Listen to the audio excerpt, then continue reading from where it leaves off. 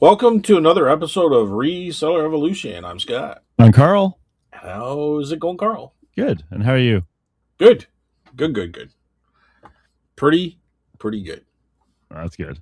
Really good. Fantastic. Fantastic. Super Awesome. califragilisticexpialidocious. Woo. Positivity. Well, dude, this was one of my best weekends at the store. Oh, great. Okay. Yeah. It was insane. The Saturday, it rained. There was no yard sales or anything, which I wasn't crying over spilt milk. Trust me. Like, I had a lot to do and I started listing a lot, to be honest, but, which is good. I don't know if anybody went through my store, but I had been listing a lot over the last week, compared to usual. Maybe not compared to most people out there, but for me, it was listing a lot. But the store did great. So why do you think like the booth did great or the eBay store? Sorry. Oh, sorry. Well, sort of both. I mean, Okay. eBay did good based on, how much I've got listed and given the circumstances. Yeah. But the store did fantastic on Saturday and very good. Like if you don't compare it to Saturday, it was a really good Sunday. Yeah. But compared to Saturday, it was like a little bit less, but Yeah. but Saturday was crazy. Nice. I guess the whole store, like the store did almost 10 grand for the day. Yeah. So, okay. Nice. I don't know what the store did Sunday. But I mean, 10 grand in sales, that's pretty good. So Sounds good to me. I don't know. Makes me want to open my own store with my own stuff. Yeah. But no, it's no, it was just a really good day. So Nice. and then Sunday, and it was one of those, if you combined eBay, which is a little misleading because the store did super good, it kind of reminded me of the old days where I would make so much in a day. Yeah. That you know what I mean? So overall, that whole day, it was even better. So, like almost $1,000 day, put it that way. Yeah. Right. Wow. And I remember having, almost certain days you would expect that, what I mean? Back in the old days, right? Like In the you days. could say, okay, today I should be making 7 to 1,000. You know what I mean? That kind of thing. So Yeah. we'll have to call it T Day before T Day. Before T Day. I don't know. That could mean so many different things. Well, but the problem was, it wasn't the tariffs; it was the de minimis. Okay, D-Day then. How about D-Day? That one's already kind of taken. So. And D-Day's even more worse, right? Like Doomsday. But anyway, it works in many different levels. Yeah. But no, it was really good to see one of those days. You know what I mean? And it's been a while, so it reminds you, like, wait a second, people buy stuff. Well, yeah, and the problem is eBay kind of took over and kind of made the store secondary. And now the store is primary, and I'm like, I've always said this, like you could, like, I could live working on selling on eBay, but I couldn't do it on the store. You know what I mean? Yep. So now to have that as a primary really puts things in a different light. You know what I mean? So, but I say this lightly because, in all fairness, I don't have 2,000 items listed. I'm not listing 20 items a day on eBay. I'm not doing that, right? I'm kind of maintaining the status quo as before, but expecting the same results under different circumstances. And so many people do that. And it can't. You know what I mean? Like, eBay probably has done good over the last couple of days because there was days I was listing 15 items a day. You know what I mean? Yeah. That's a lot for me, but that's a lot. Some of them might be a little overpriced, but I know these things have sold for that price. Yeah. So you start a little high and you bring it down, right? So, Yeah. um, and that's what I'm doing. That being said, Carl, I've also kind of gonna try out this week my new strategy. There's no secret that I've talked about going back to work and stuff like that. So um, Yeah. that's gonna probably happen, within a month or two or next week. You know what I mean? I'm just kind of threw out some feelers to connections, put it that way. Yeah. Um, so I went on the website. I went on the internet, and I found a couple websites of antique stores. So I'm going to try to do some connections where I buy stuff and I sell it to them because Yeah. their website actually says we are looking to buy this from you. Yeah. So I like to buy. I'm not giving up the boost. I'm not even really giving up on eBay. It's just I need something to push the items through quicker, make make a profit, and then go to work. You know what I mean? Yeah. Like, so if I'm working full time, but I still like to do the digging and picking, like there's an element of this kind of stuff that can quickly just slap a tag on it and go to the booth.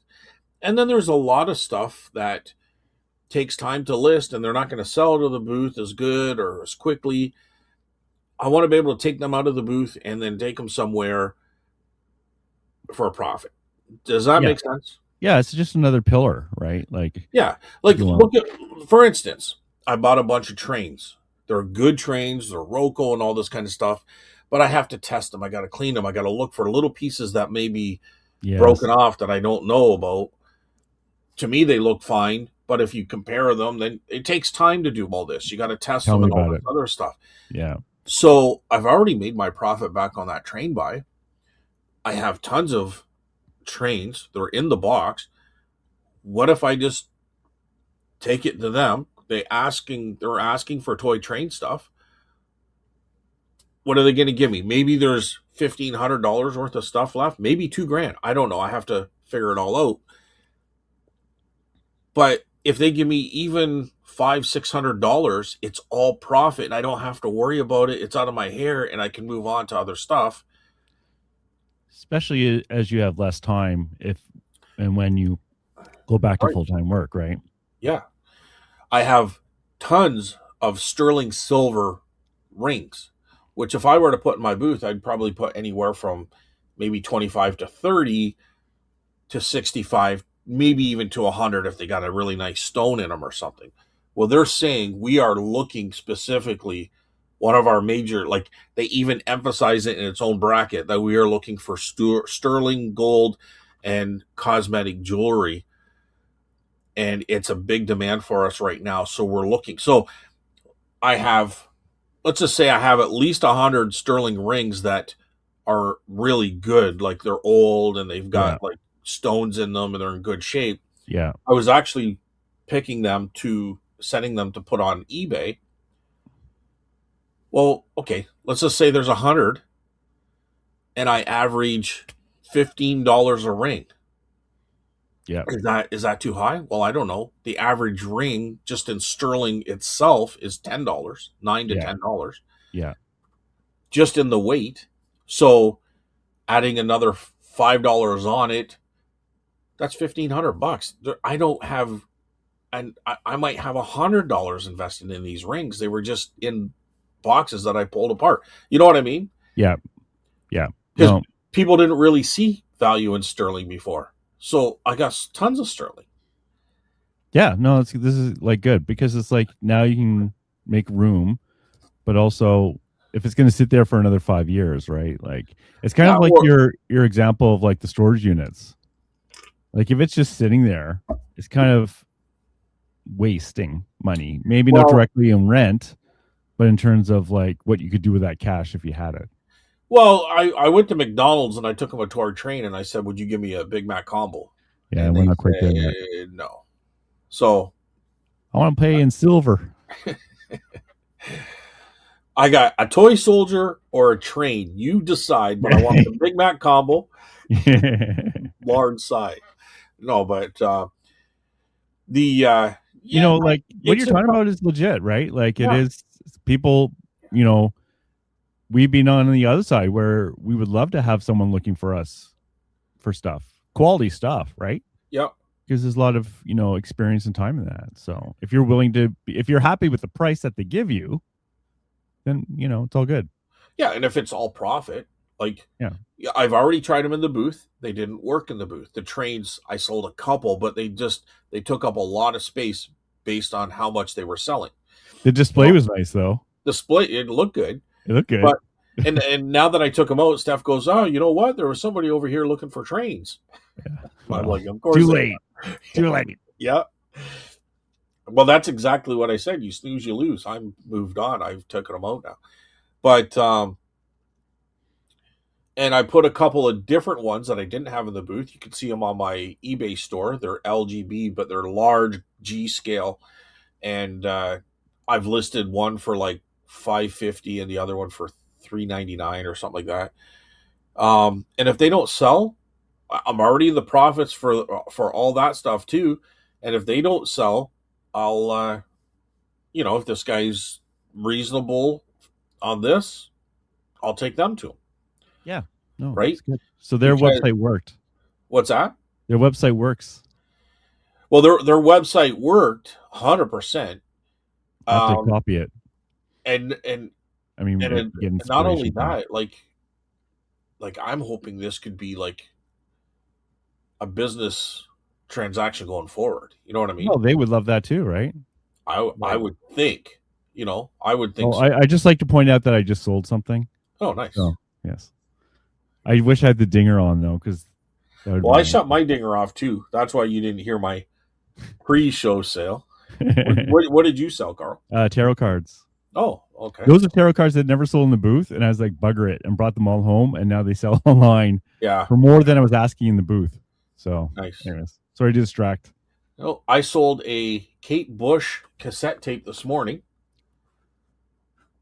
Let me just see if I can give it a discount or what it sold for. $50 for a cassette tape. Oh, wow. But this is Kate Bush cassette tape, Hounds of Love, original 1985 marble. The tape is like a marble, like it's a pink marbly look, and it All was right. what was on Stranger Things. Oh, smart. That was smart. Good for So, you. while it was smart, I found it in the garage. But if I would have found it like 6 months or a year earlier, it would have been worth $200. You know what I mean? Well, yes. And I think actually one sold for $600. Wow. But that was a while ago. That was a while ago. Um, just to let you know something else that was crazy that I sold, but this was a couple days ago. I went out yesterday. Yesterday being Monday. We are, by the way, for everyone, we are recording this on a Tuesday, which is a day earlier than usual, thanks to Carl. But I want to see my mommy and daddy. so, That's happening so on Wednesday. yeah, well, I don't. That's fine. It's all good. Scott allowed it. I allowed it. Yes. So, anyways, I got these vintage Meadow Ultra Norsk air fresheners. 23 of 24 were on this. Were on this pack. I would have got this at an auction. So it's about this long. You can go and check it out. This sounds so dumb. Just so you know, like I must be picturing the wrong thing in my head. Air No, you're freshener picturing the right. You're picturing the right that things. you get like from Walmart. Yeah, yeah. Okay. These are probably from the 70s, and it would have been on a rack, probably Yeah. near Okay. cash, and you pull one out, you take it Yeah. home, and you put it on your Okay. This is mirror, what I and it makes thought. your car smell nice. This is dumb. $75. Ah, screw that. $75, dude. So I This, think I saw them almost for 100 or 125, and I'm like, there's no way. There's no yeah, I know, right? This is like, what am I missing here? Is there like some weird thing about these? Like, can they be so melted down into like I know, valuable right? materials or something? Like, what's going And on? and I thought, okay, well, mine's not a complete pack. I am missing one, Of course. and so I thought, okay, I'm gonna do 75, Yeah. right? And it It was probably a month ago I listed it, so which is to me That's not quick. very. That's pretty quick. Yeah, that's pretty quick. It's But not like same day, but that's good. A month to me is good. and I won't get into what I sold over the weekend. I'll just add that this morning, just before the show, I sold an Oldsmobile booklet from 1920s.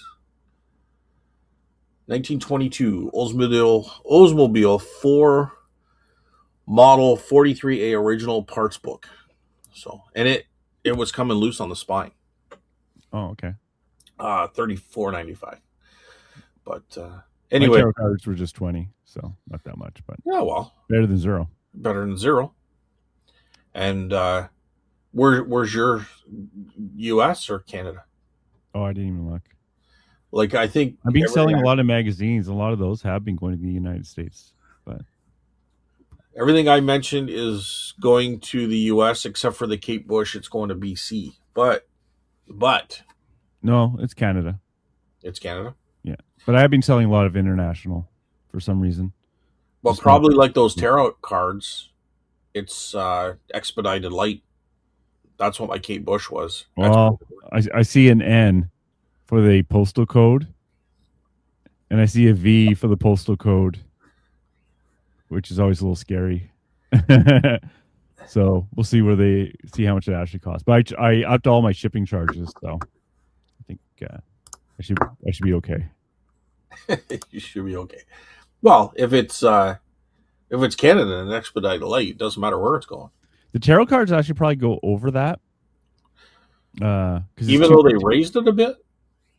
Well, it's 250 grams. Tarot cards actually with the box they come in weighs more than you might think. Just put them in a plastic I already do. Okay. I put it in a bubble mailer. Yeah. So, everyone tells me not to. I've never had a complaint yet. So well, if it gets you to the right weight, then you definitely have to, right? Oh yeah, it won't. Oh well, I hope I'm wrong, but I'm pretty sure it's over. But I charged a higher amount. I charged $14 rather than $8. I think I charged for so late. So I realized that. Okay. It's when you make a mistake, right? Right. That's when it sucks because it goes from like 8 to 15 or something. It's like, it goes a lot of the money, especially when a $20 sale, right? Yeah. It's like I'm getting $1, but I'm not complaining. Anyways, we totally distracted you from like. No, that's fine. I think I was pretty much done. Okay. Anyways, that's a great idea for if you can form a relationship with that. Are they local? I assume they're local. The people that you. Yeah. Oh yeah, they're like 5 minutes away, right? Nice. Like they're just down the street. I'm also taking some stuff that is newer. Some records that could be desired but aren't overly desired, or maybe the cover looks a little rougher than, for whatever reason. Like, I'm not going to put it in the booth. I'm going to put a pile and I've got a large pile of stuff that is going to go to auction. So, okay. So I'm kind of really focusing on finding alternative ways to do this. Well, you have lots of ways of doing it now. You got the booth, you got eBay, you have auctions, you have Facebook Marketplace, you have this potential new contact. Yeah. And you have garage sales, and you have any other people you've contacted through like coming to your house to buy stuff, right? Like the other resellers too. So lots of ways. And I think that's kind of how it has to be done, right? So so we'll see. Yeah, you haven't contacted them yet, right? You just no, because they're closed yesterday and today. They're open Wednesday, Thursday, Friday, Saturday. Oh, do they have a physical location? Yeah, they have a store. Yeah, okay. They have a store. Okay, you're gonna have to share that. I don't know. With me after. Oh, okay. Right. Not for any of these like 10 listeners we got. If I'm going to advertise for somebody, I want some moolah. Oh, really? Yeah. You know what I mean? That's the way it works, dude. Nothing's for free. Wow. But that's cool.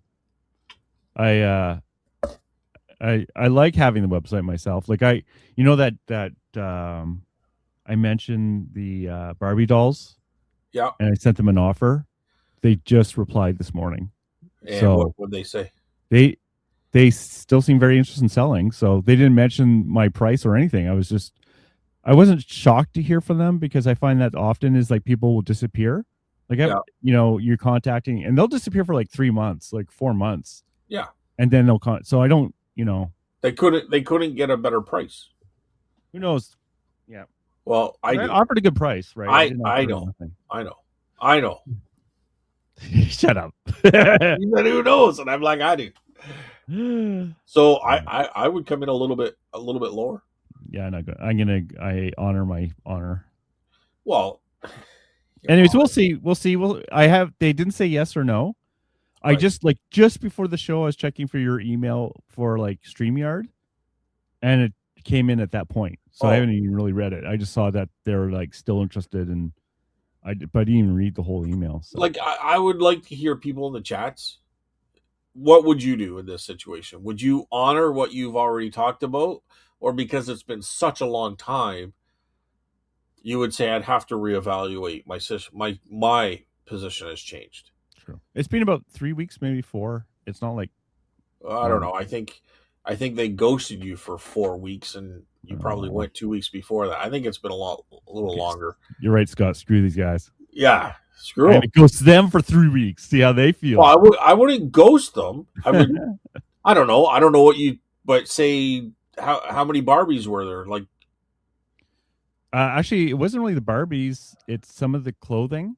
Okay, but how many pieces were? Let's say there's 100 pieces, and they wanted $1,000.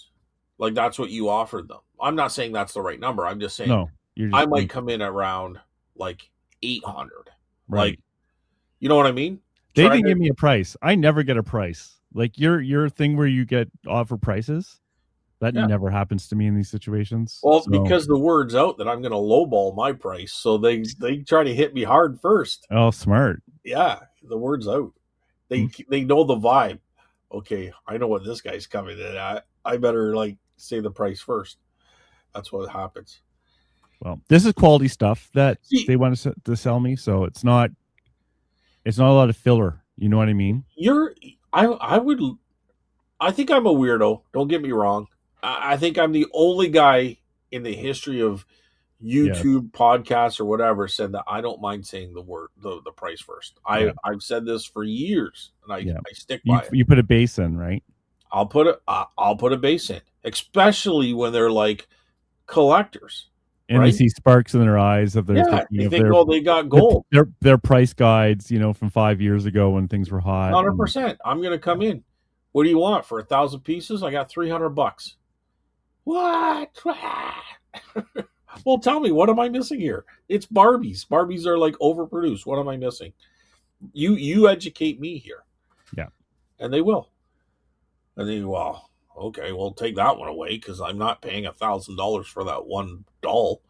You know what I mean? Well, that's exactly what I did in this case. Yeah. I told them to take one out because I mentioned it in the show, but it was $900 or something, right?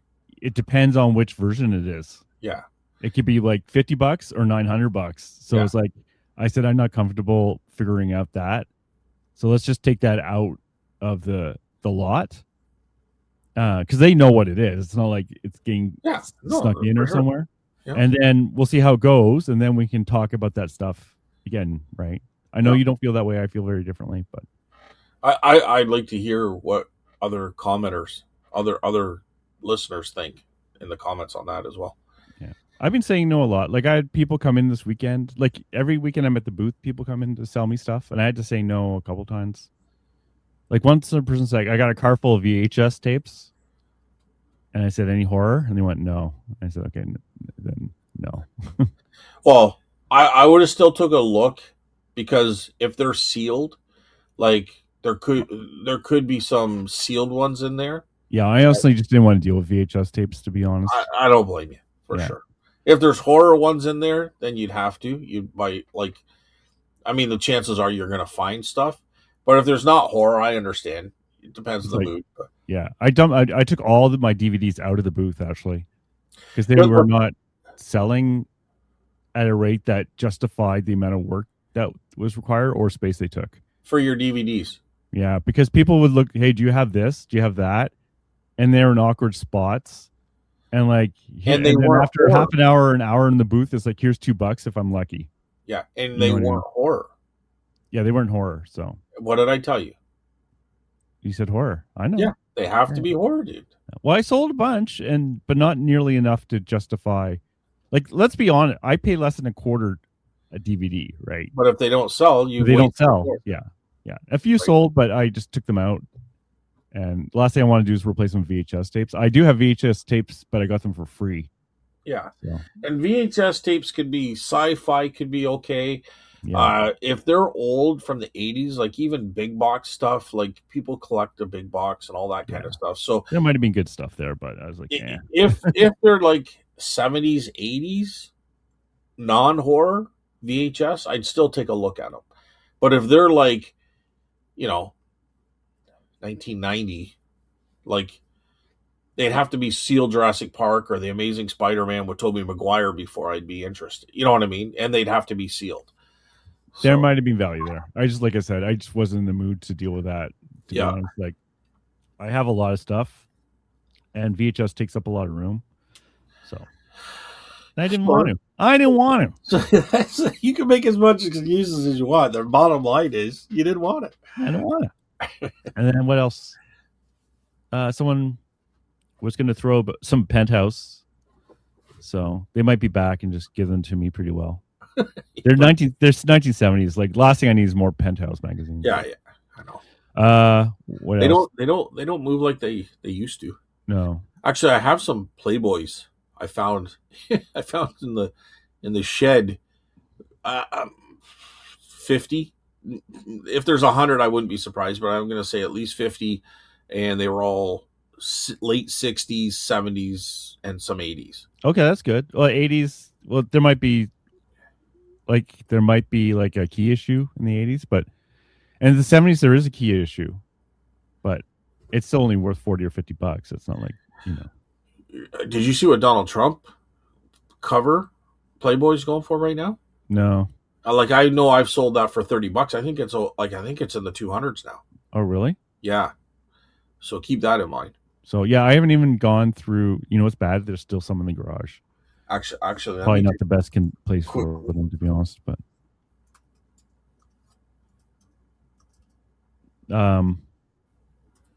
yeah, my Playboys really aren't selling through the booth that well. I might have them too high, but I don't really feel like repricing them. I went through I sold a bunch of Laserdiscs this weekend, so. Again, so that picked up.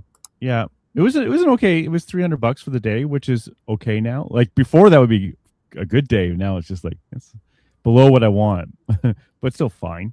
A lot of sales though, like lots of $20 sales, $5 sales, $10 sales. So, but yeah, I took video of the rest of my Laserdiscs, so now I can make a title list. So that might help me a little bit, maybe. But either way, I did it. So just to get back real quickly here, I'm not sure what, like these prices for Donald Trump on the cover is anywhere from 30 to 350.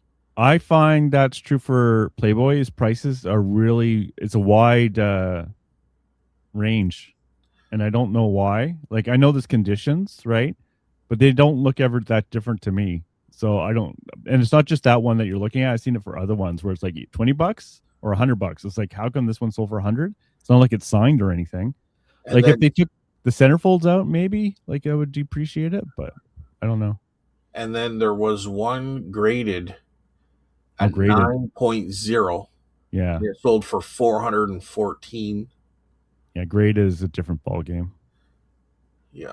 So anyways, I mean, even $30-$40, I mean, it's still good, but I think you could start at $100 easily. And if it's new, like I'm seeing 138, 217, so anyway. It's one of those weird things where people are asking crazy prices too. Well, like, remember that George magazine? It had the interview with Hillary on it. It was February February 98 or something like that, 97. It was going for like 20 grand and shit. Stupid. It was ridiculous. Back during the pandemic, that sucker was going for crazy money. And I've never ever found a George magazine out there. No, neither have I. But I think that one had interview with Hillary Clinton, and I think there was another, and there was another one with in the same magazine with Bill Gates talking about pandemics. So it was kind of a conspiracy connection. Yeah. connection type thing to it, but it was going crazy. Yeah, silly. But silly. Hey, it's not silly if you sold it. Oh no. I mean, great investments, people. Keep that up. It might be silly if you bought it, but it's definitely not silly if you sold it. Anyway, there you go. Oh! Before I forget, yeah. I'm sure everyone's been on pins and needles, but my section F, which was my clothing zone, is now zone H for comics and is now profitable. So everyone can relax. It's no longer, that zone is no longer losing me money. So how profitable? Very little. But in its defense, I don't have a ton of comics there. Okay. So there's not a lot. It's not fully stocked zones. Because I'm just like, how could it be profitable on comics? Unless you're selling. It doesn't take much. No. I sold one. Woo! Not quite. Because I'm only selling them for $2. Right. Unless that's what I mean. That's what I'm saying. Well, it was profitable, technically. The best type of right, technically right. Yeah. Well, it's better to lose the money, Carl. That's for sure. Yes, you're going in the right direction. That's all. And that zone can do nothing but improve, right? It's just, oh man, comics are so freaking boring. The only thing about your data is it's so great. Yeah, I know. You can't. It's like comparing apples to oranges. If you put comics there, would they do better in a different zone? Yes. So I do take that into account in a way. So I do. But you don't put them in a different zone. You didn't put your clothing in a different zone to try it out. And no, to me, your booth is such a small booth. It's not like it's a Walmart. You know what I mean? It's a small 20 booth, by 10. Yeah, 20 by 10.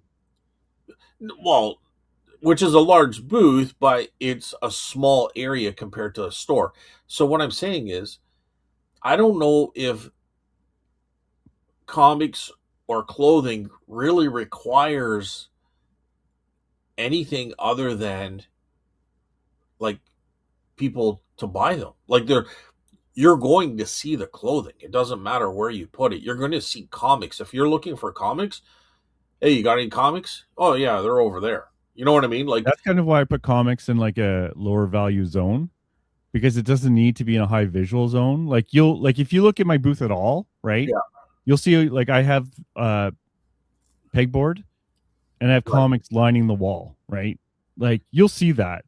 There's no hiding that. So you'll go in deeper into my lower value zones. So here's what I would think. And I haven't seen your store in months or maybe even a year. Can't remember the last time I actually saw a picture. Actually, I got compliments this weekend for my booth. So. Oh, good. Yeah. But I'm just thinking, if you got comics hanging on a pegboard. Yeah. And you're only selling them for a couple of bucks a piece. Not the ones on the wall, just the ones in a long box. But they take up a lot of room. Even if it's 5 comics, could you not have shelving or something there where the comics could be utilized in a flipping domino kind of effect and take up much less space and give you more items in that space? Yes. Because that's what I would think. Yes. The answer is yes. But I don't have the inventory ready to go into that space. You know what I mean? Dude. Well, I have inventory. I don't have it prepped. How about that? You got to get it going, dude. Dude, it's so boring. It's so boring. So, But and if honestly, you're gonna put your time and effort into your data entry, but it doesn't require any work. It's all AI does it for me.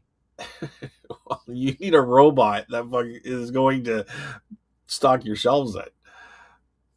So you're saying some things that are right. Like, the thing with the zones is it's for me it's just a game, right? But it also shows me what's actually happening rather than what I think is happening. Because if I didn't have the zone for clothing, I would actually thought that zone was making me money. How the heck does that work? Because a lot of that was jerseys and a lot of that is my friend John's stuff, right? So when I sell, I have a commission out of that, right? Yeah. So it can be deceptive because it looks like you're getting, I take the cash and I write it down, right? Yeah. But I only get a portion of that cash. Well, that doesn't mean that things aren't selling. That just means your system needs to be adjusted, not the items. Like if you're getting a portion of that cash, yeah. I've said this before. People want me to sell on eBay their items and take a commission. Well, why would I take a part of an item when I have so much items of my own that I get 100% on? So, right? For eBay, so I have an answer for that. So let me finish. Okay. So what I'm gonna say here is gonna contradict your data. Your data isn't telling you that that item in that area is bad. Your data is telling me how you're selling those items is bad because you're only getting a small portion of the pie. That's how I would read that data, which I would already tell you before you took that on. Well, I also have a record zone, and that one makes me money, and that's also John's stuff. Well, with the same commission ratio. So, but first of all, records are a different animal. Like yes, honestly, if you could source and fill your whole booth just with records, you would do that. Yes or no? Well, they're not my stuff, so no. But yes, no. If it was my records, yes. If you could do that, you would do that. There's a lot of demand for records, right? And records sell for like 20, 25, 30 bucks often. So yeah. But your hypothesis on the records is more than what data is going to show you, in that you said last show or the show before that the records draw people to your booth. Yes. Which could or could not be true. Likely is some truth to that. I don't dispute that for a second. However, that brings records with a whole different value. Not just a monetary value, but it does equate into monetary at the end, but it's a draw. It's like it's like an advertisement. It's like it creates a buzz. Right. Like, why are the people in this booth? There must be good stuff. I'm going to go in the booth and look too. That's human nature, right? So your records kind of do a twofold. Yes. Which your data is not going to tell you that part. No, I take that into account too. Huh? I take that into account too. I don't just like.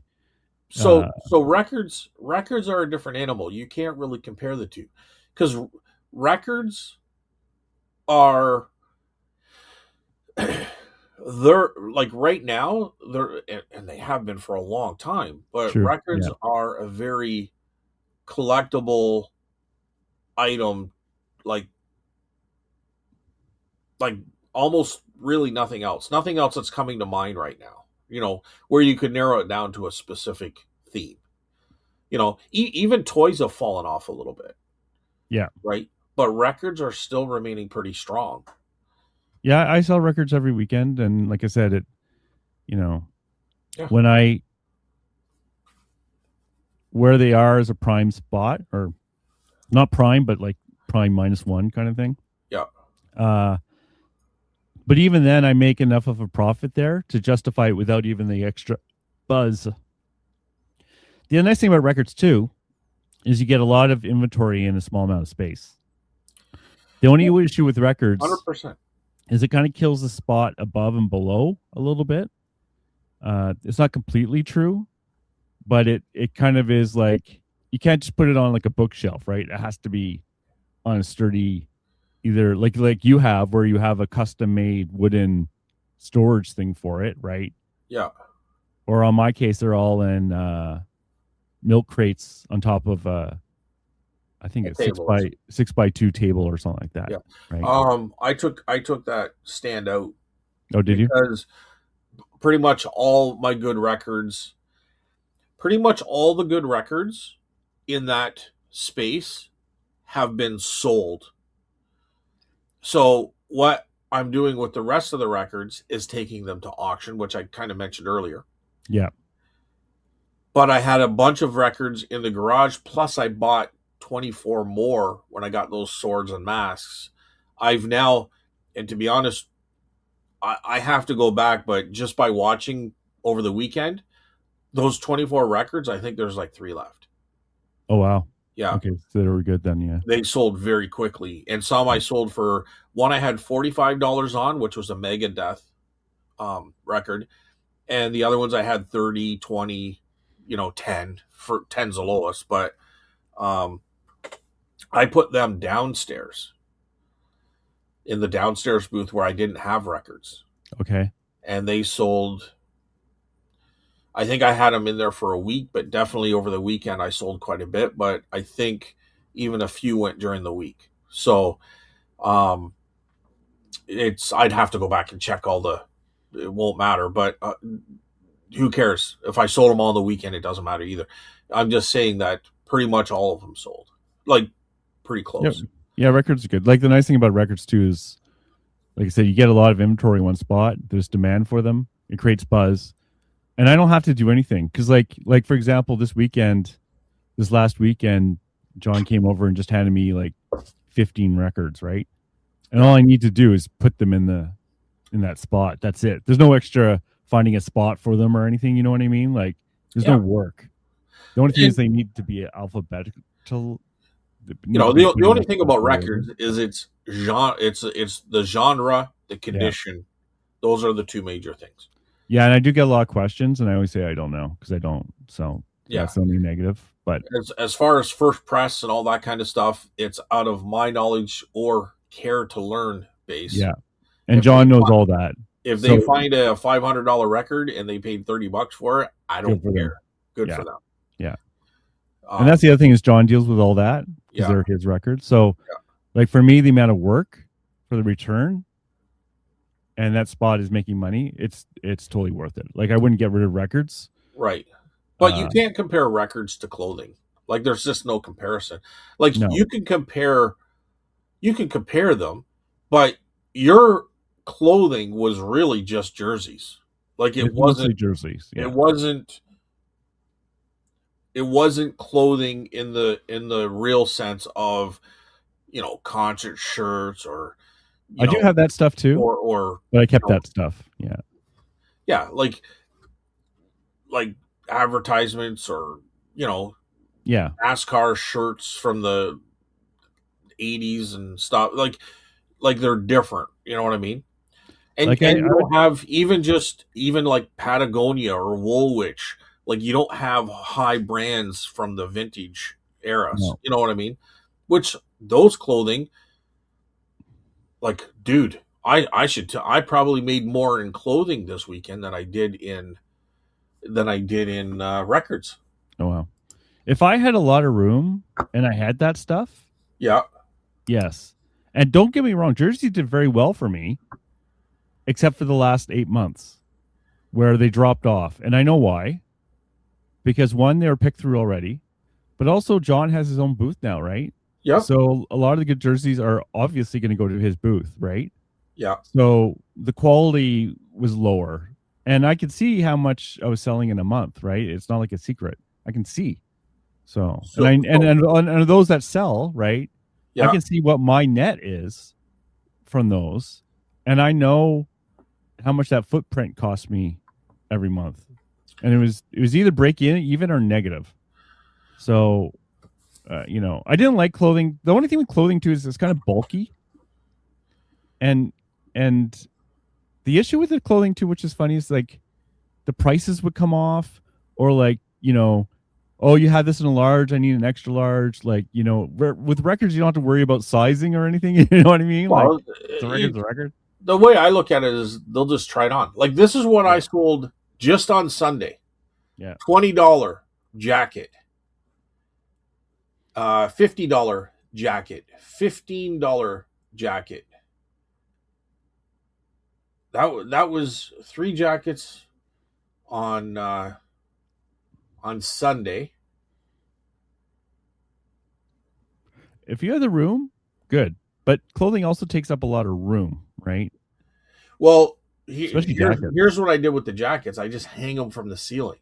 Oh yeah, I've tried that too, which would be fine if I'm not sitting there. But when I'm sitting there, it kind of blocks half the booth. I didn't really like that for a couple of reasons. One, I can tell if there are other people on the other side of the booth, but also two, it's kind of hiding the stuff at the back of the booth. Yeah, so I didn't like that. So I've hung them on the walls before, but I have no wall space right now to hang from. So yeah, but I sold more than that too. I'm just trying to find. But I sold other jackets. Oh God. and don't get me wrong, I still have the rack and everything, right? Yeah. It was just that I wanted to put comics there because comics are all mine, right? And I make 100% of the money there. So, So I'm not disputing that if you want to put something different, but you don't want to tell yourself something just because you want to do something. You know what I mean? Like you can't. What's that? If it was my clothing, I probably would have stayed because I'm making 100% of that, obviously, right? Gross. Right. So the numbers would have changed because of that. I just hate. You know what I mean? Yeah. Like, I just don't. Because if it was my clothing, you'd be correct. I just don't think then it would justify the spot, right? I just don't think it's fair to say clothing when you're just talking jerseys. That's just the way I look at it. Like, I will apologize to clothing for that. I still have the hats. Does hats count as clothing? I mean, it could go either way. I don't think I do put it as clothing. I don't think so. But I mean, I if someone did, I wouldn't have a problem with it. Hats don't sell very well for me. How do they do for you? Caps, I mean. They do well. Okay. But not all hats are the same. So what I do is I'll put a whole bunch of hats in the booth and I'll leave them there for a few months and then I'll switch them out. If I think a hat is good and for some reason it didn't sell, I might just relocate it or bring it out more, but I'll still keep it there. Like for instance, I have some Canadian Air Force vintage hats that came from that pilot. A lot of them sold, but a lot of them haven't. So I just don't know if people have seen them. So I'm not going to take them out. But like, Billy's oil drilling or, Sam's electrical, if it doesn't sell, even though it's a snapback 80s style, I might just take that out and then I'll build up a bunch and then I'll probably throw them in an auction. Yeah. But I do give them a chance because I don't know what everybody is looking for. You know what I mean? Yeah. I put them in underneath the comic books. I had like a kind of a canvas shelving unit under there. Yeah. So I put them there. And actually it's funny. People actually kind of pay more attention when I put them there. I don't know why, but I'll probably sell 10 hats a month. Oh yeah. I sell maybe one. Oh, okay. But I don't have a ton. I have maybe 20 hats. So, but I mean, I don't know. That's just what I kind of find here. I sold a Hamilton shirt for 25. Just kind of still scrolling for some clothing here. Oh, I did have a cool guy come in. Like he's bought from me before, and he bought a couple of homies from me, and sales was there too. And he was talking, and he found a really high end, artist So he's pretty excited about that. He bought it from a thrift store for $9. Yeah. And I can't remember how much the auction company thinks it's worth, like over 10,000 anyways. So he was sharing that with us. That was kind of cool. Say that again. He got a He what? bought it at a thrift store, like Value Village, painting. Yeah. And he bought it for the frame. The painting was good, but the frame was good for $9. And he brought it to an auction company, and they say it's worth over 10,000. So he's selling that. So he was sharing that with us this weekend. It was kind of cool. Who was the artist? I can't remember. Can I get a picture of the art? Can you? I might be able to find it, but I'll do it offline. But yeah, send it to me. It wasn't what's her face? Maud Lewis. Yeah. No, but I'd be interested to recognize kind of the style. Yeah. Not that I'll recognize it, but I'll have it in my brain in case I see something. Because it's probably, for that money, it's probably a Canadian artist. Yeah. And like it's obviously not a group in 7 or anything like that. No. But it's a not no one. It's not like a top end, right? Like 10,000 is a good artist, but not like, Yeah, it's there's totally different levels, but 10,000 that's good. It's pretty good. Yeah, maybe Serge will clip in, but yeah, I'll look after the show because I can't remember. But it was just my main point being that there's that stuff is out there. Yeah. Right? And how many stories do you hear? Like he just happened to share the story. Well, someone found the Maud Lewis in a thrift store. They found one there. Yeah. And I think it went for 25,000 or something. But the one that the crazy one was a guy bought a painting, went to a restaurant. The restaurant owner liked the painting and asked what he wanted for it. He goes, "Give me a grilled cheese sandwich." Yeah.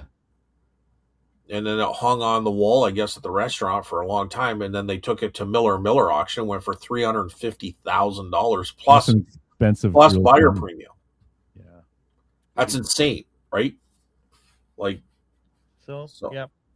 But if it was a Maud Lewis, and I'm not saying it is, but if it happened to be one, 10,000 might be underrated, underpriced. Yeah, this is not a Maud Lewis. Okay. Because a lot of her stuff, I think, goes for like 25, 30,000, 60,000. But to get 350,000 is pretty rare. But I just like to see the style and the name. So yeah, mostly it was just cool. Like, like how many stories do I know? He just happened to share that story while we were there, right? Yeah. And good for him. Yeah. So you never know, right? For sure. I think you're most likely only going to get that with the right auction. Does he still have it? He's putting it into auction, but well, I don't know him, right? It's just a customer.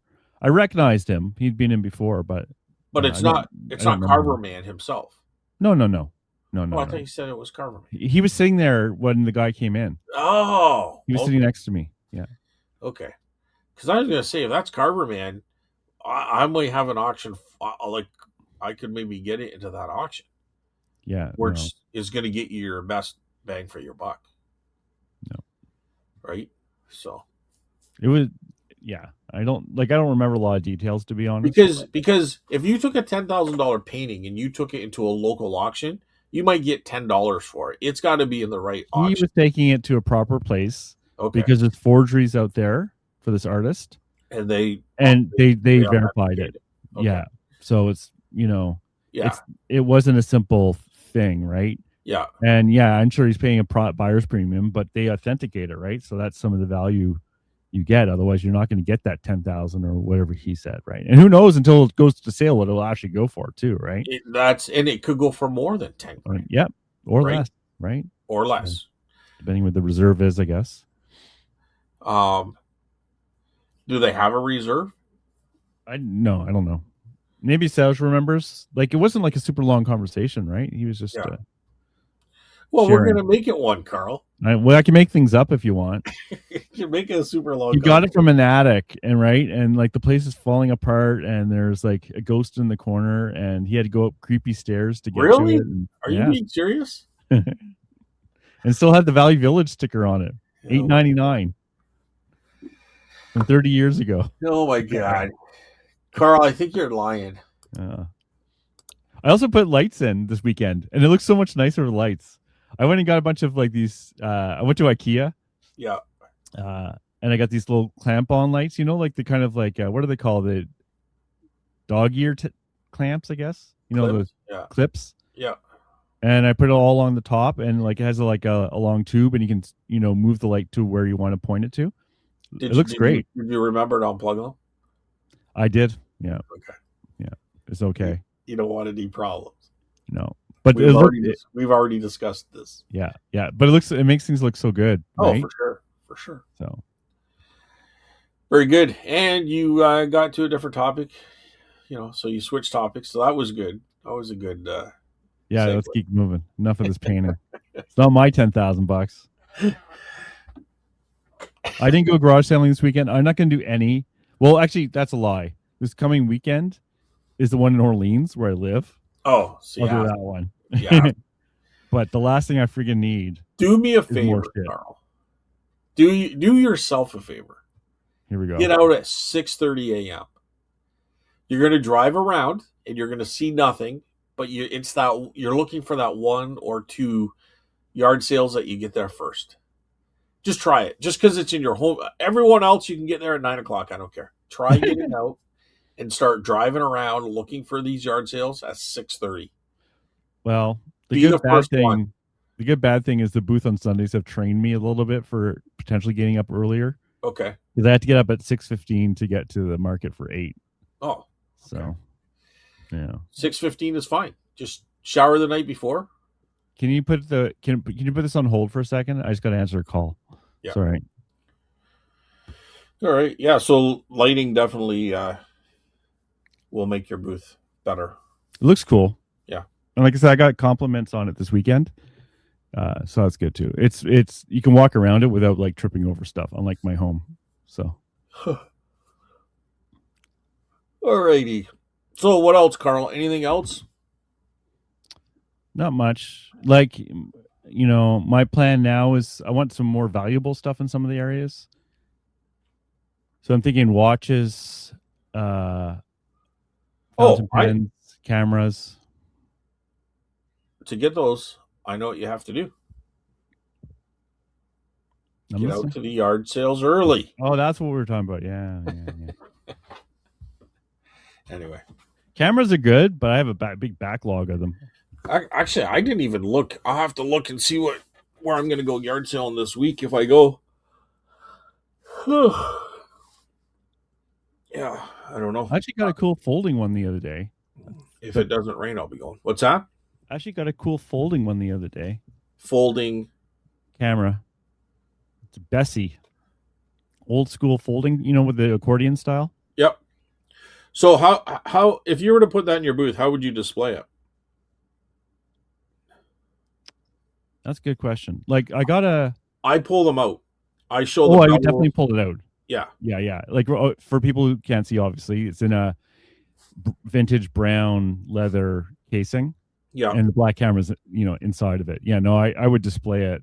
And I would even have it unfolded, so you could see that's a accordion camera. Yeah. It's so pretty big. I think when it's pulled like out and setting up right, it displays better. That's how they're going to display it on a shelf. Yeah. And they're not pulling that bellows accordion leather in and out, wearing it out and, eventually ripping it. It's just there. You know what I mean? Yeah. So you're there anyway. So chances are they're not going to keep opening it and stuff. But when you're not there, you don't know what they're doing. No, I know, eh? So I just leave it set up how I think they would display it on a shelf. Yeah, and the cameras will be close to where I'm sitting. Not that I'm worried about thievery. It's just, but they are more valuable, so I'll have them. Like I have a glass cabinet where I have toy soldiers in, and it's not sold hardly anything. Right. So I might put the cameras in there, and then put the toy soldiers just somewhere else. So, but the thing with cameras too is, like I said, I was saying I have a big backlog. Yeah. Because the cameras are one of those things that it's not a pain, but there is more work. Because it's like you need to test like the light meter. You got to test the shutter. You need to make sure the lens works properly. You need to make sure there's no sand in it. Yeah. Some camera, and they all a little different too. So sometimes the light meter won't work unless you have a battery in there, or sometimes even the shutter won't work unless there's a battery in there, and they're all different. Actually, ChatGPT is really good for that, because that when I was confused with the camera, I just put the model in and it explained everything perfectly for that particular model, and that helped a lot. So, but yeah, model and cameras is like, I'm curious to see at the market if people are willing to pay what cameras are worth. I don't Probably not. know. So if they're not, I love selling them online. Yeah. And if I've already tested them for the booth, for me, putting them online isn't a big deal anyways. So, yeah. I find it's I'll give them probably 20% less. They're willing to pay 20% compared to, and I could be off by 5 or 10%. Like it if could it's be, 20% less, I'd rather have them in the booth, because I'm already paying 20% in fees anyways. yeah. It might be If it's like if they're 50%, but if they're like $90, probably 60, 65, I could sell it out of the booth. You know what I mean? Or $100. So yeah, I it, actually did a little, like, I had to print it again, I think, but I had a little thing, just a cheat sheet for that. Like if I get 100 on eBay, yeah, right? This is the equivalent price if I sold in the booth. You know what I mean? After the yeah, fees and stuff like that. Like if it sells for 100 on eBay, right? And you pay the fees on the shipping as well and on the item, that's equivalent of, I'm just making up a number, of me selling it for $80 in the booth. yeah. You know what I mean? Just a cheat sheet for that. But Yeah, see, I don't need the sheet. We're so different. I just, we are different. I'm I very much just, a numbers person. I'm just going to go like, I know I said 25, maybe 30%, and I know 65 from 160 is more, but 40, 35, 40. But um, if it's worth 100 and I'm putting it on law, by the time you put a discount and everything else in there, I'm not talking commission, because I know both sides take commissions and stuff, but if I see a watch, I'm going to give them 10, 15% off, that kind of stuff. So it's going to drop below 100 anyway, most likely. Or I'm going to get an offer that I'm probably going to have to take. You know what I mean? So I think I just, especially if I got $10 or less in a camera, I'm probably going to throw it in the booth. Yeah. Right. So anyway, that's It's kind of funny. what. It's funny, on eBay I don't take offers, but that doesn't mean it sells. Like, they could be sitting there forever, right? So Say that again. On eBay, you don't take offers? No, no. I do. I want the stuff to move, right? Like, that's the problem. Like, I want to just move it out. So, I've been very neglectful with my eBay, I must admit. So and the way I look at it too is just move it along, because I have so much more that I can keep pushing too, right? So I don't want to. I don't know. I'm like fast nickel, better than a slow dime type guy. I'm not going to go huge discount.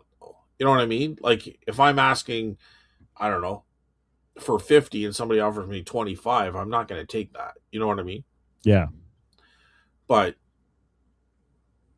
I don't know. I had a guy ask he goes, "Could you do a better price?" And then he ended up buying it anyway. I've had that happen too. So I'm like, do I reimburse him anything, or what do you do? I would just take the money. Just take the money? Yeah. But hopefully he doesn't come back and have a complaint or something. There's nothing to complain about. The piece is mint. It's the tailgate from a Jeep off from a GI Joe Jeep. So Yeah, some people, like, they just change their mind. They're like, who cares? Like, yeah, yeah. And it was made in the USA, so there was no tariffs. Nice. Yeah, no duties. You're gonna be like a Zonos expert. Well, they've contacted me and asked if I could come and give them some advice, but Nice. I'm pretty busy, guys. Yeah, that's right. My time is very valuable. It So is. It is. unless you're going to compensate me properly, I can't do it. So they'll get back to me. But anyway, I don't know. It's it's it's not hard. It's just time consuming having to do all the paperwork at the you know. And you know what? I don't know. I was a bit of a I don't know. Am I being a jerk? I had 3 items yesterday and I had one processed. I was processing the second one and I noticed a lady behind me with a parcel. I don't know what the parcel's about. I don't know if she's going to take as much time as me. Would you No. let her ahead of you? Would you Yeah. say would you say I'm going to be a little bit here, go ahead? Or I would you, I might because like when I go, I just literally hand them over because I've already done everything. But for you, you're actually paying for it at the booth, right? I mean, at the counter, right? it's a process, yes. I would let her go through if she has one. But how do I know she's not going to be half an hour, That's the problem. right? I don't know. So It depends on my mood and if I'm in a hurry. Like some days I'm like, whatever. Like, but some days I'm like, I don't want to deal with. It's when they get there and they go, and the person says, "Well, where are you sending it to?" And they haven't even figured out the address of where it's going. You know, and you're I've like, done that. oh, Like I've man. seen like an older lady, and I'm like, no, you go ahead. I'm going to be a few minutes. This is even before Zonos. This is just like whatever.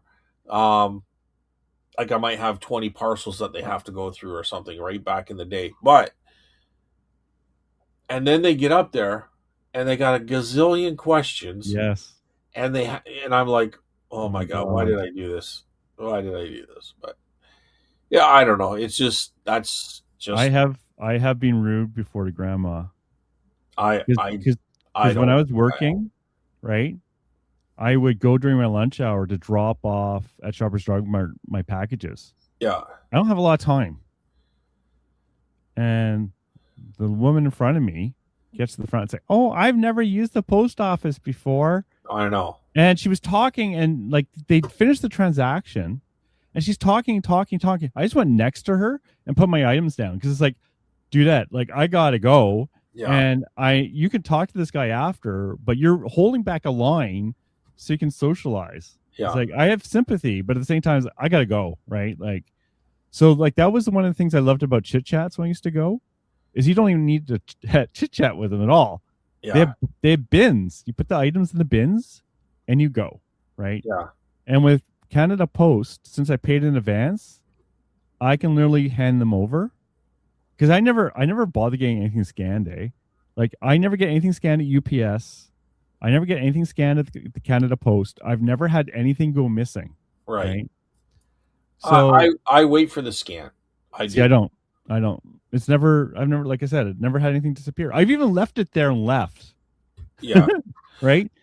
So, uh, you know, so when I go to the Canada, my point being, when I'm there, I can. She knows me. I can't like the shoppers I go to, Yeah. and if it's really busy, I'll put it to like the side where you put in like the letters, and I won't go in the lineup.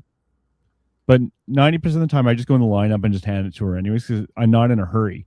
But that's the difference between being retired with nothing to do Yeah. and like I got shit to do. Well, so I should rephrase what I said too. So when I was in Waterford, if the girls were busy, they would know me and they would say, "Do you want me to just take them, or do you need a receipt?" And if I had like 10 packages or 5 packages or whatever, I would just say here, and they would just take them, put them behind the counter. Never had a problem. Never had a problem. Yeah. But if I would go to the Simcoe one where it's guys, I want a receipt. Bunch of thieves.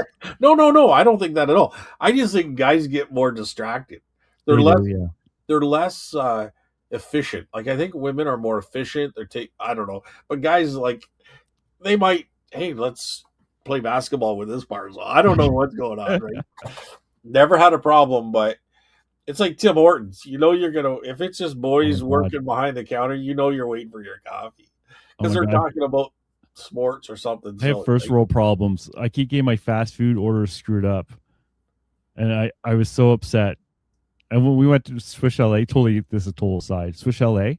yeah, That's my guilty pleasure. Once every 2-3 months, we might get it. they never put the dipping sauce in. And I go pick up, right? I order a line, go pick up. 3 out of the 4 times, no dipping sauce. The whole point of Swiss Chalet is the sauce. Is the dipping sauce. Yeah. So this time I went and got it this weekend. It's like I got the big bag because we get the family pack meal, right? Yeah. I go to the side, open it, no friggin' dipping sauce. It's like Why angry. don't you ask for it? What? I would just say last time I came here, I did. last 2 times you guys didn't put dipping sauce. I did. Sure that it's there. Yeah, I didn't say that. I went and complained. Where's my dipping sauce? I said anyways, it seems to be an issue. Anyways, for that an aside, first world problem.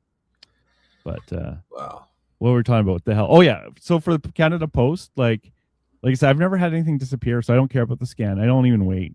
You know, it's always been scanned. Like if I had an issue, I would completely change my process, right? Yeah. Even at UPS, I just drop it off. It's like they're not.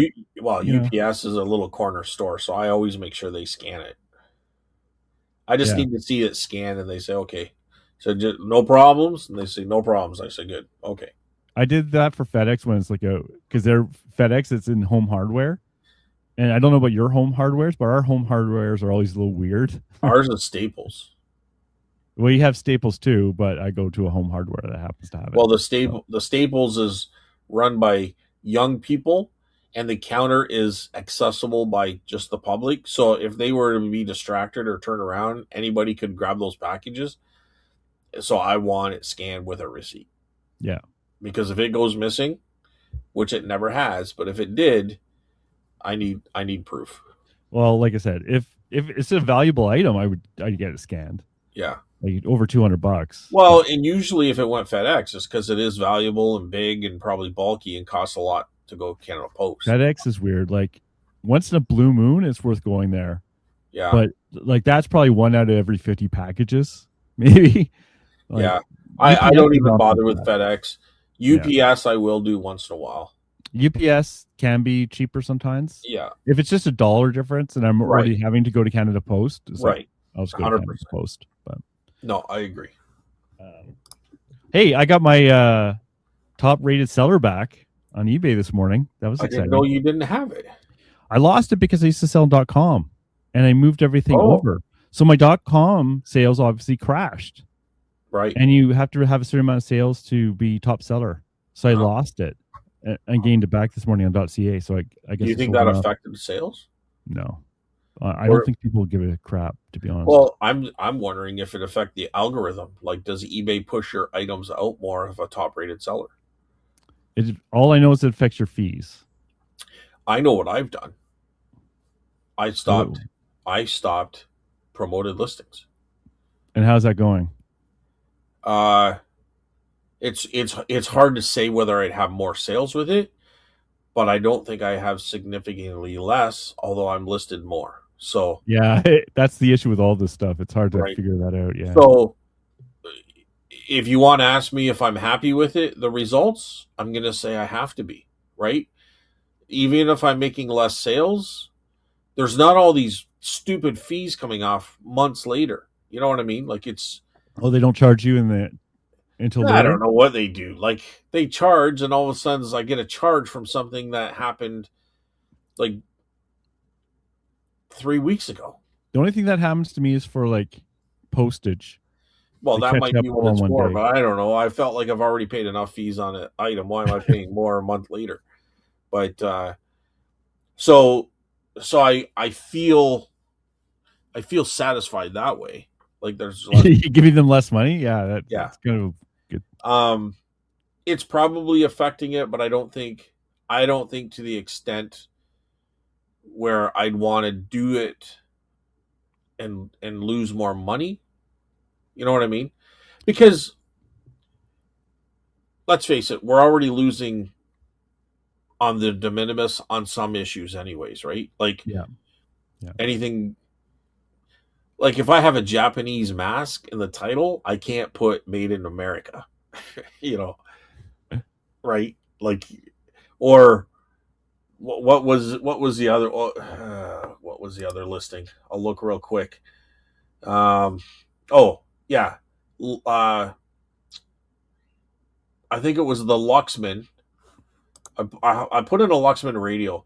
I know this sucker works, but I can't test it now, and I want to retest it. And there's a light that came up on one in another listing, and it it's above the volume dial, and it's not lighting here. But the lights, if I look in the screen at the top, the air vent, I can see lights on inside in the system.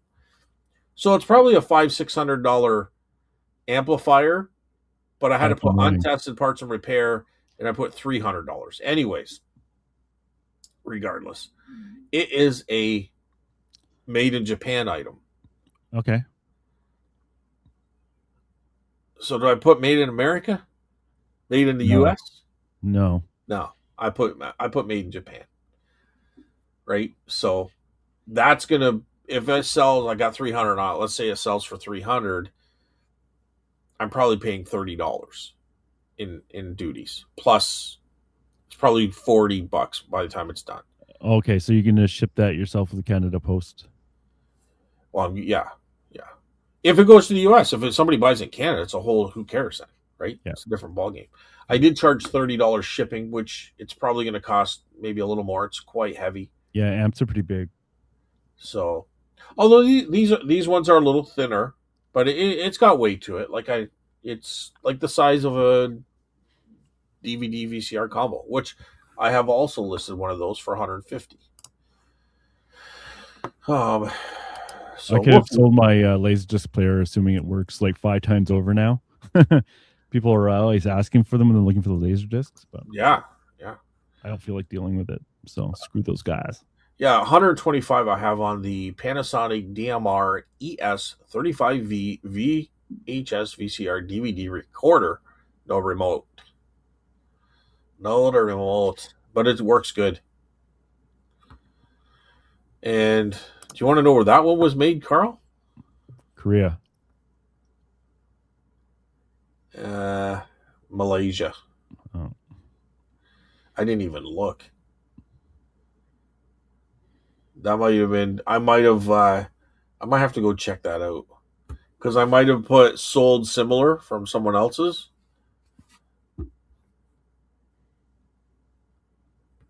So hopefully they got it right. Anyway, you're not laughing at that one, Carl. No, I'm thinking very slowly. Almost everything I sell is made in China. Pretty well. Really? Yeah. Well, I do a lot of toys and stuff, right? So I finally got these listed. If anybody's interested in spending $600, Heathkit Hero 1 Robot Technical Schematic Assembly University 3 binder set. I have 4, that little heart symbol? I have 4 in there. I don't know. For some reason. Is this electronics or is this paper? Remember that Heathkit robot that I had? Oh, yeah.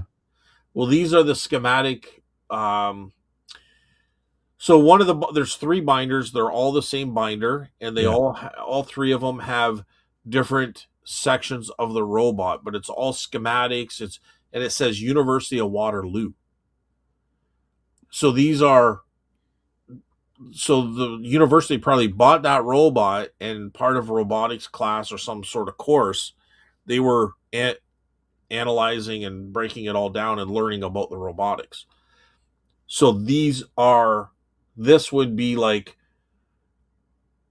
the manuals, the school stuff. Like, yeah. How many pages? There's probably 500 to 1,000 pages. You know what I mean? Yeah. Let's say 200 per book, 600 pages roughly. I don't know what to put it at.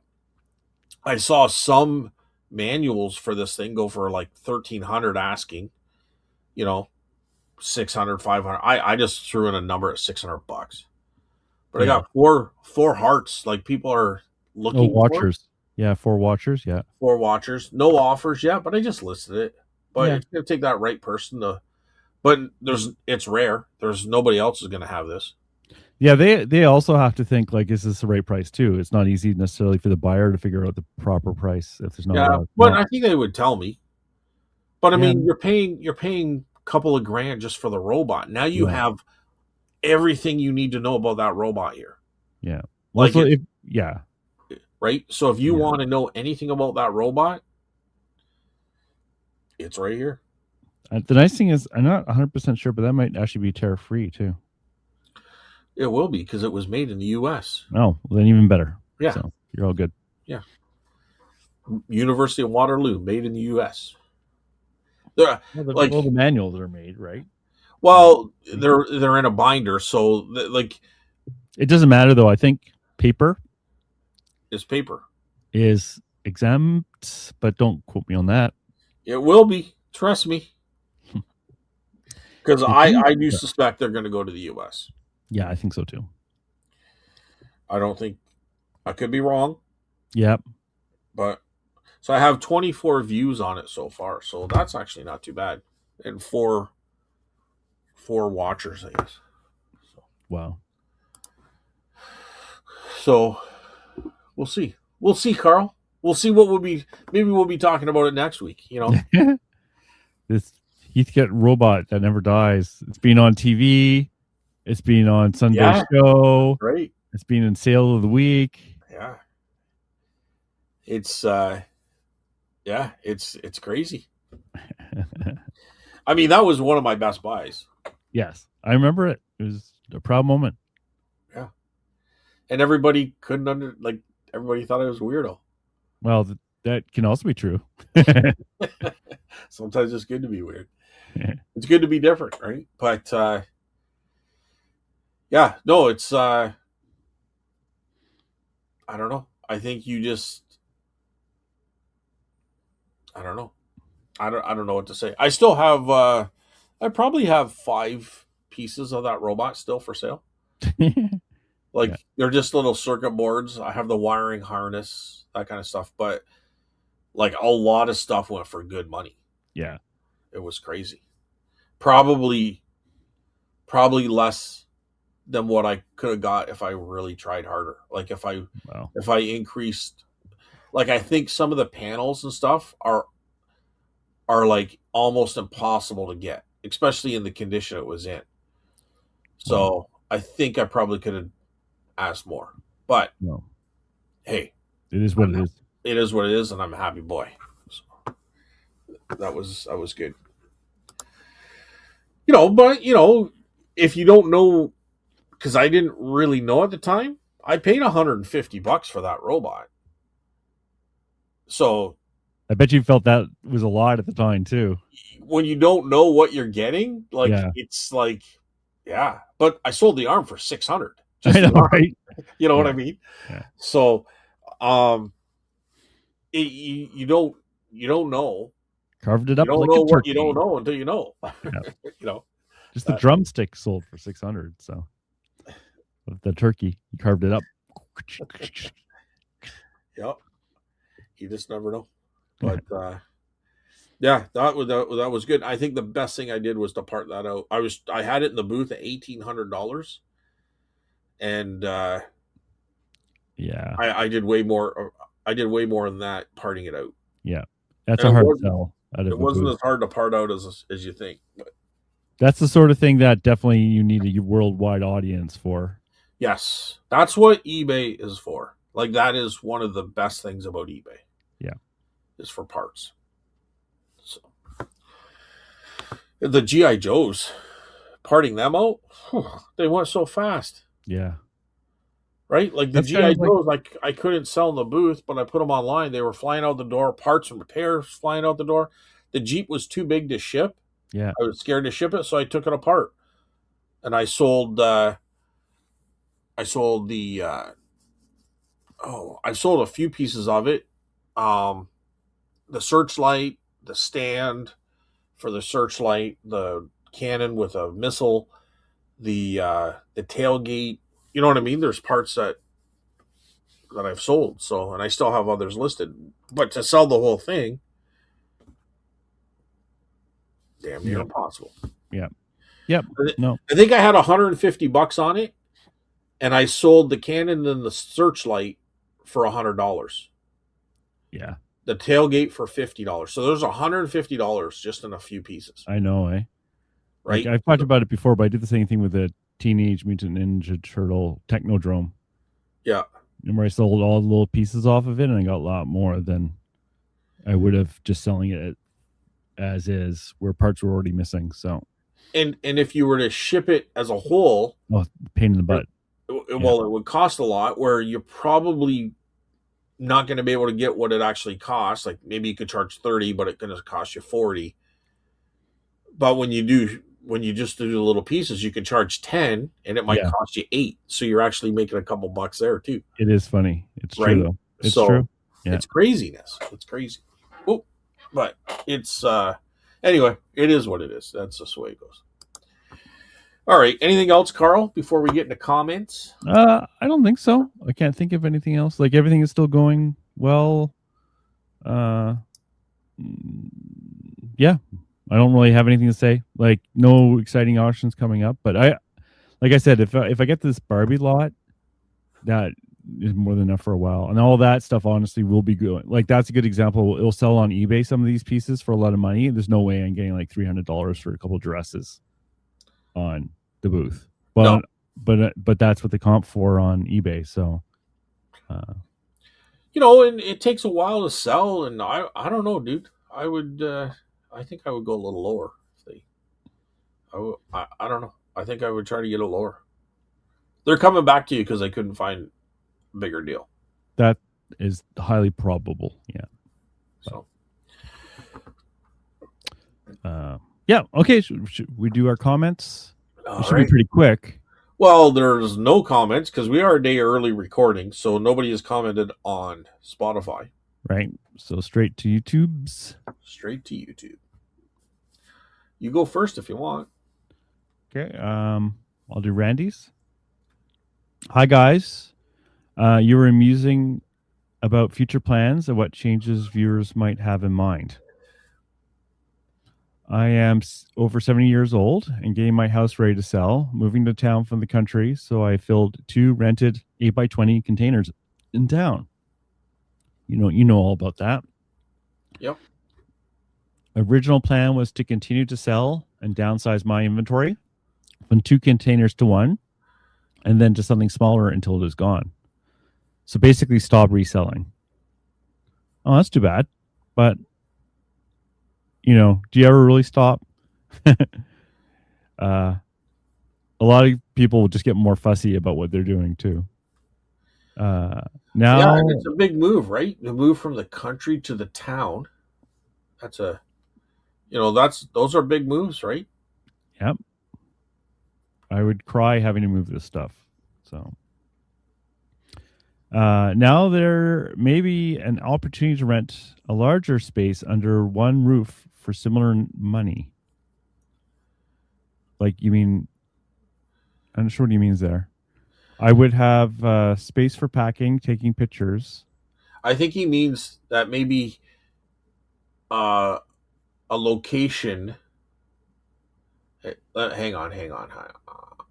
So I'm not sure if he's talking about like getting renting a house with a I'm larger thinking space. it's renting a house with larger space under one roof for similar money. But could he mean I know. Could he mean the containers as well? I think he does mean that. I think he means like actual like residential spot, and then it has space. Okay. Or commercial or whatever for the same amount as it would cost him for those 2 containers. Okay, that makes more sense. Yeah. I would have space for packing, taking pictures, etc. I could sell more on Facebook Marketplace, which was nearly impossible living in the woods. That would be easier living in town. Yeah. In town, I am close to the yard sales rather than driving 30 minutes just to start. Also, it'd go crazy not having something to do. What? Read more. What to do?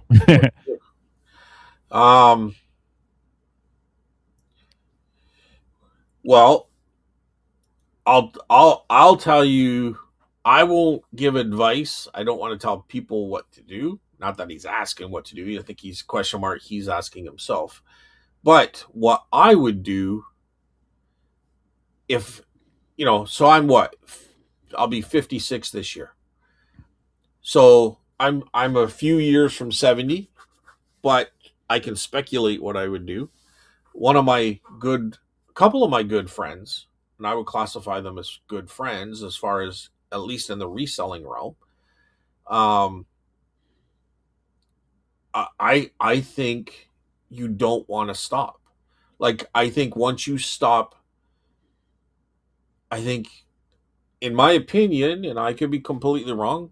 Maybe I'm going, but I think they're young at heart, even though they're in their 70s, because they have a drive. They have something to get up to do that they love doing, and Yeah. I think that gives them value. It gives me value. You know what I mean? So I wouldn't want to lose that. You know what I mean? I wouldn't want to stop looking for the hunt. I don't care if it's less buying less, you're still looking for those top items. I personally don't think I would give it up. So I think if you got a situation, like I hate to give advice and then it goes backwards. I know things have changed a lot and are going to change a lot more as we go further. But I think if it gives you, I think, Randy, I think if it gives you value and you like doing it, you still enjoy it, I wouldn't quit it. No, I don't think I would either. Right. So, Like we have people at the market in their 70s, like Charlie, who's a couple from down from me. He's in the 70s, and he's selling tools, heavy tools, and stuff like that. He still does it, right? He yeah. doesn't And have much. other than a bad knee, which Tim actually got it replaced, so now he's fine. But like they're, I don't know. I only see them for short stints at a time, but they move around like they're like 40. You know what I mean? Like they're still. I think it gives them active. They're active because of it. I guess I would ask myself why quit. Like if you're not enjoying it, that's one thing, right? But I think the older you get, as long as it's your cure, the less the money really means. And at some point, the value comes from different things. Like for me, I've always said it's all about the socialization, right? And getting up and doing something and not just sitting around, right? Which I know I would do, which I'm already kind of doing enough already. At least this gets me out on Sundays, right? And I'm always happy, at least for a day or two after the market from talking to everyone and hanging out and hearing the stories of like that guy who got the painting or like the enthusiasm other people have for collecting or just the interactions, right? Like that's value to me. So, Yeah. you know, as the older I would get, the less heavy stuff I would definitely do, or less, I would maybe up the quality of the stuff I'm getting, more picky, more picky, more picky. But, that's me. I think you have to figure out your health and your situation. I think the fact that you're moving into town is gonna, and he's clearly thinking this process through kind of Mm-hmm. the same way. I think by moving into town is going to give you more options, such as Facebook and maybe even finding that antique store that you can pick for. You know what I mean? Like I'm kind of going that route. Yeah. Um, but I think if you took a break from it, Randy, for like 3 or 4 months and just reflected after that, that might be an option. The only problem is he's kind of under the gun here as far as if Yeah. he gets the containers, you don't want to take a few months off to kind of reevaluate how you feel about it while you're paying money for those containers. I think also for the containers, I would try and move a lot of the stuff and narrow it down to one just by having a huge yard sale or something. You know what I mean? Putting it into auction or something. Like the worst thing for me was in my mind, the worst gut feeling and stress that I had was when my stuff was in storage units and I'm paying $300 a month for that unit, or I think it was $900 for three at one point. You know what I mean? Yeah. Although that was the one got demolished very quickly, but the other two took a little bit longer. Right? It Yeah. was just a matter of moving it, but it was gas, time. There was a lot of there's a lot of other shit that happened. Would I have been better off to get one storage unit, set it up with my better stuff, and just try to sell the other stuff off and auction it and get rid of it as quick as probably, Yeah. you know. And I think his question too is like, should he get this rent this other space instead of the 2 units, right? Yeah. The only thing I think about like is when people talk about like he's talking about I think he's talking about like renting a little commercial space or something like that, right? Yeah. Is I wouldn't do it because I already have enough guilt with the stuff in my house. What I don't want to do is have guilt of having to go to this place and quote unquote work to make it worth it. Like I would hate that, but that's me. Some people would love to have that work externalized from their house. Well, you bring up an interesting predicament, Carl, because when it's in your house, it's never done and it's always there. It's in your face. You never get a break from it. You're tripping over it. You're adding, you're subtracting, you're stressing out about it. But when you go to a place and when you lock the door and go home, it's done for the day. Yeah. Where for me, it's never done. Yeah. You know what I mean? Yeah. I'll come down here at like 9:30 or 10 o'clock. Steph fell asleep on the couch or she went to bed early or something. I'll come down here and it's convenient, but it's never really done. It's always never done. No.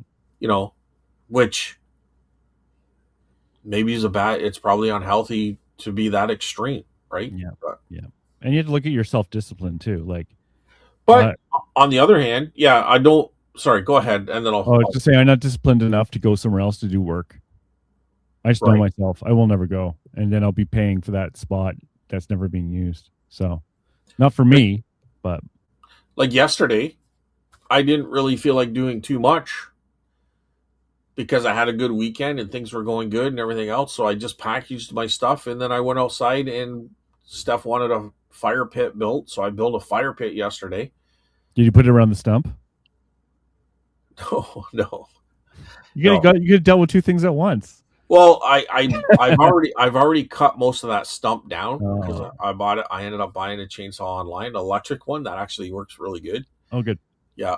So I've already inquired about a stump grinder.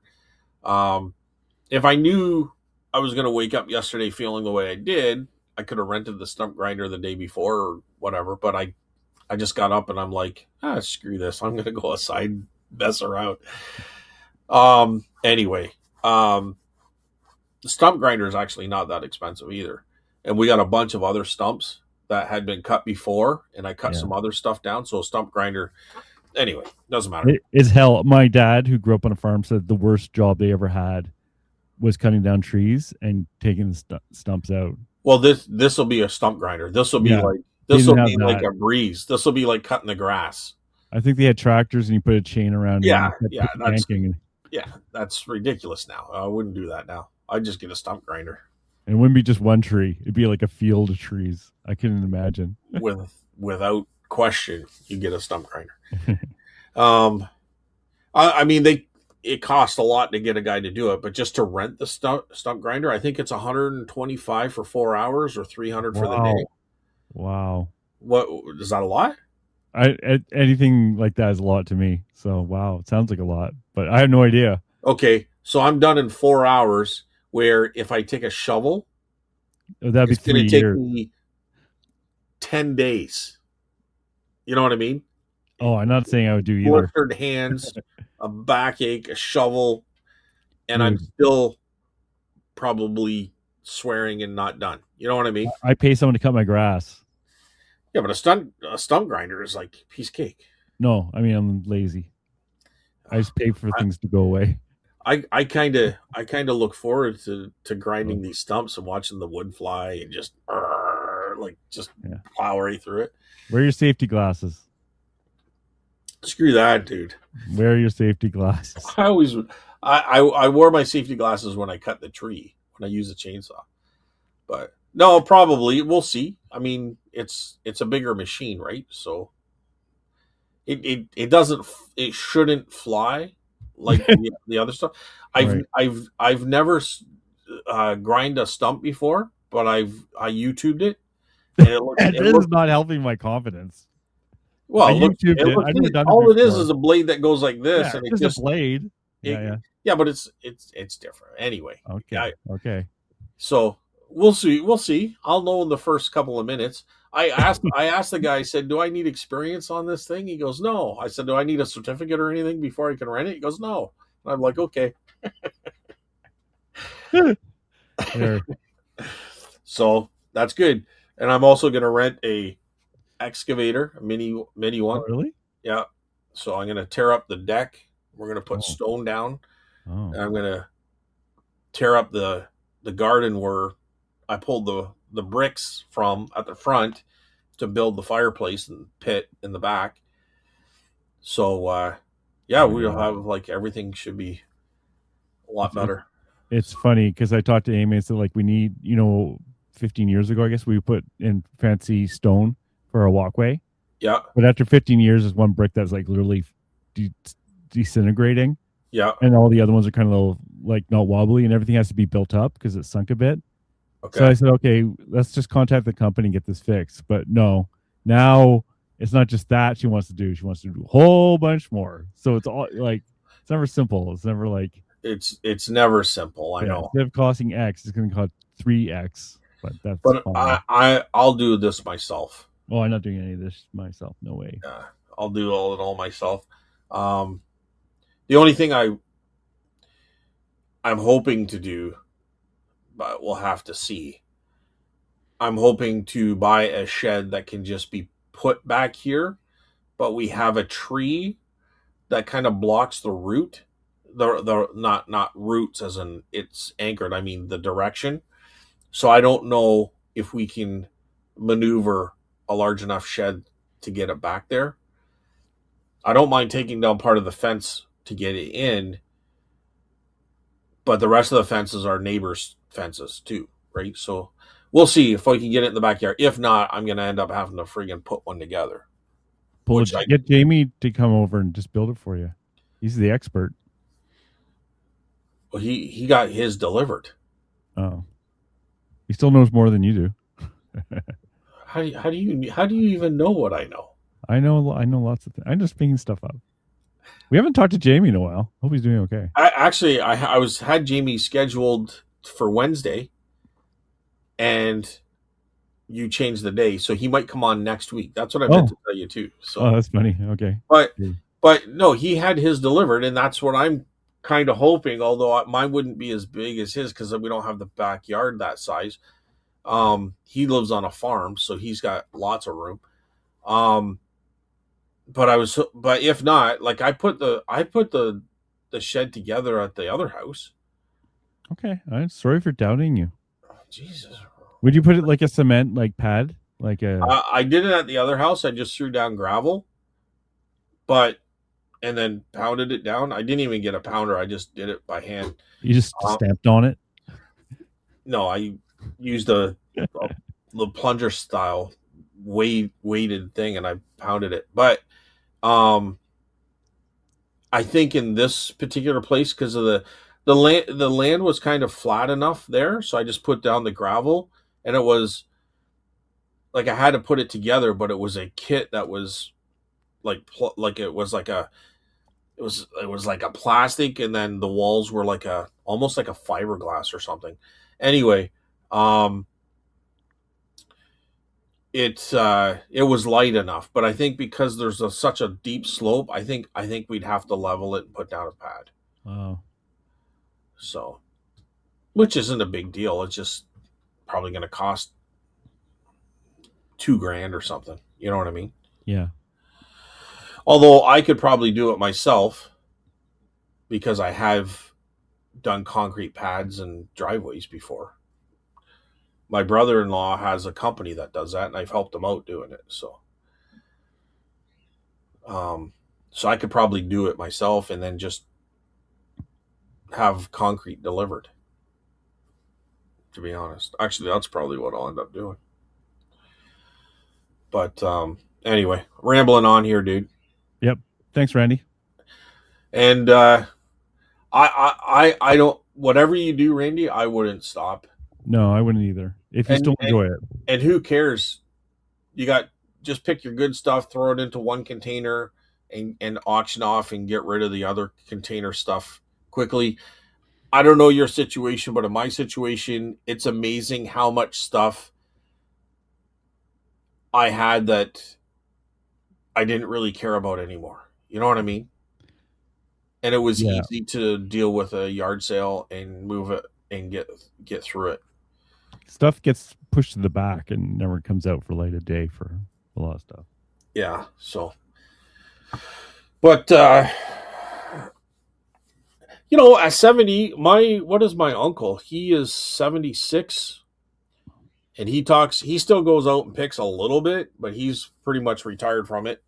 I think you never really fully quit, but your aches and pains and different things happen when you get up in the morning, and there's a different, it's a different life, right? So Yeah. I don't know what situation you're in that way, but as 70 far can as I'm be concerned, really different. he still sounds young at heart, like, right? So Yeah. I can't see you quitting. Well, John, he's in the 70s and he's like going garage sailing and all that stuff and Yeah, lifting and refurbing cabinets and stuff like that. So, my but mom is 74 or 70. She might be 74, 75. She's like moving around. She smoked her whole life, dude, and she's like running around. She's like, she's gonna outlive me. She's like, they go out. They do the only thing she doesn't drive, and she never has, is drive at night in bad weather. Other than that, she's like her and her sister, my aunt Josie, who's even older. She's 80. She just turned 80. Um, they're out. We call them Thelma and Louise because they're out all the time together, right? Mhm. So, Yeah. but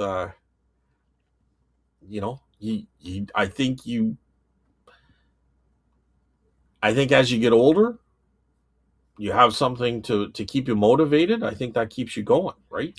Yes, for sure. So, and listen, Randy, we like hearing your comments on every show. Like, if you're not reselling, Yeah, you're our you main know, commenter.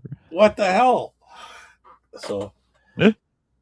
um, anyways, I'll keep us up to date on what's going on, and I think the hard part too, if you grew up and lived in the country so long, like that's how I grew up. My first 16 years of life was on a farm, and every day I itched to go back out to that farm. If I won the lottery, I would go buy that farm and move out there. Like, Yeah. I miss that. I think we've talked about that a couple shows ago, right? We have either And you online or talked about offline. your servants and all that kind of stuff, Yeah, Carl, yeah. I'm Prince right? Carl. Yeah. Yeah, you had From the servant haunted halls, house. servants and maid quarters, and Of course. Back yeah. stairways, yeah, for the lower classes to use when they come to the house. Servant entrance, yeah. The trades. Dad, I don't want that made. I want the 20-year-old. We had the little thing on the side of the wall for milk. We used to get milk delivered, and they would open the little door and put the milk in, and then we had a door inside that you opened up so you get the milk. Dude, All did that. you were you sleeping and dream this, or this is real? Is it real? Yeah, we're probably one of the last people to get milk delivered. Really? We had it. Yeah, we definitely had it. Yeah. Yeah. You didn't have the maiden with her cleavage showing, getting out there milking That the was the cow ghost. with her That was the bonnet on, ghost. That was the ghost.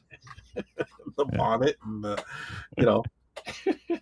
Hey, Carl, want some milk? Oh yeah, baby. Oh, look, everyone, we have another comment.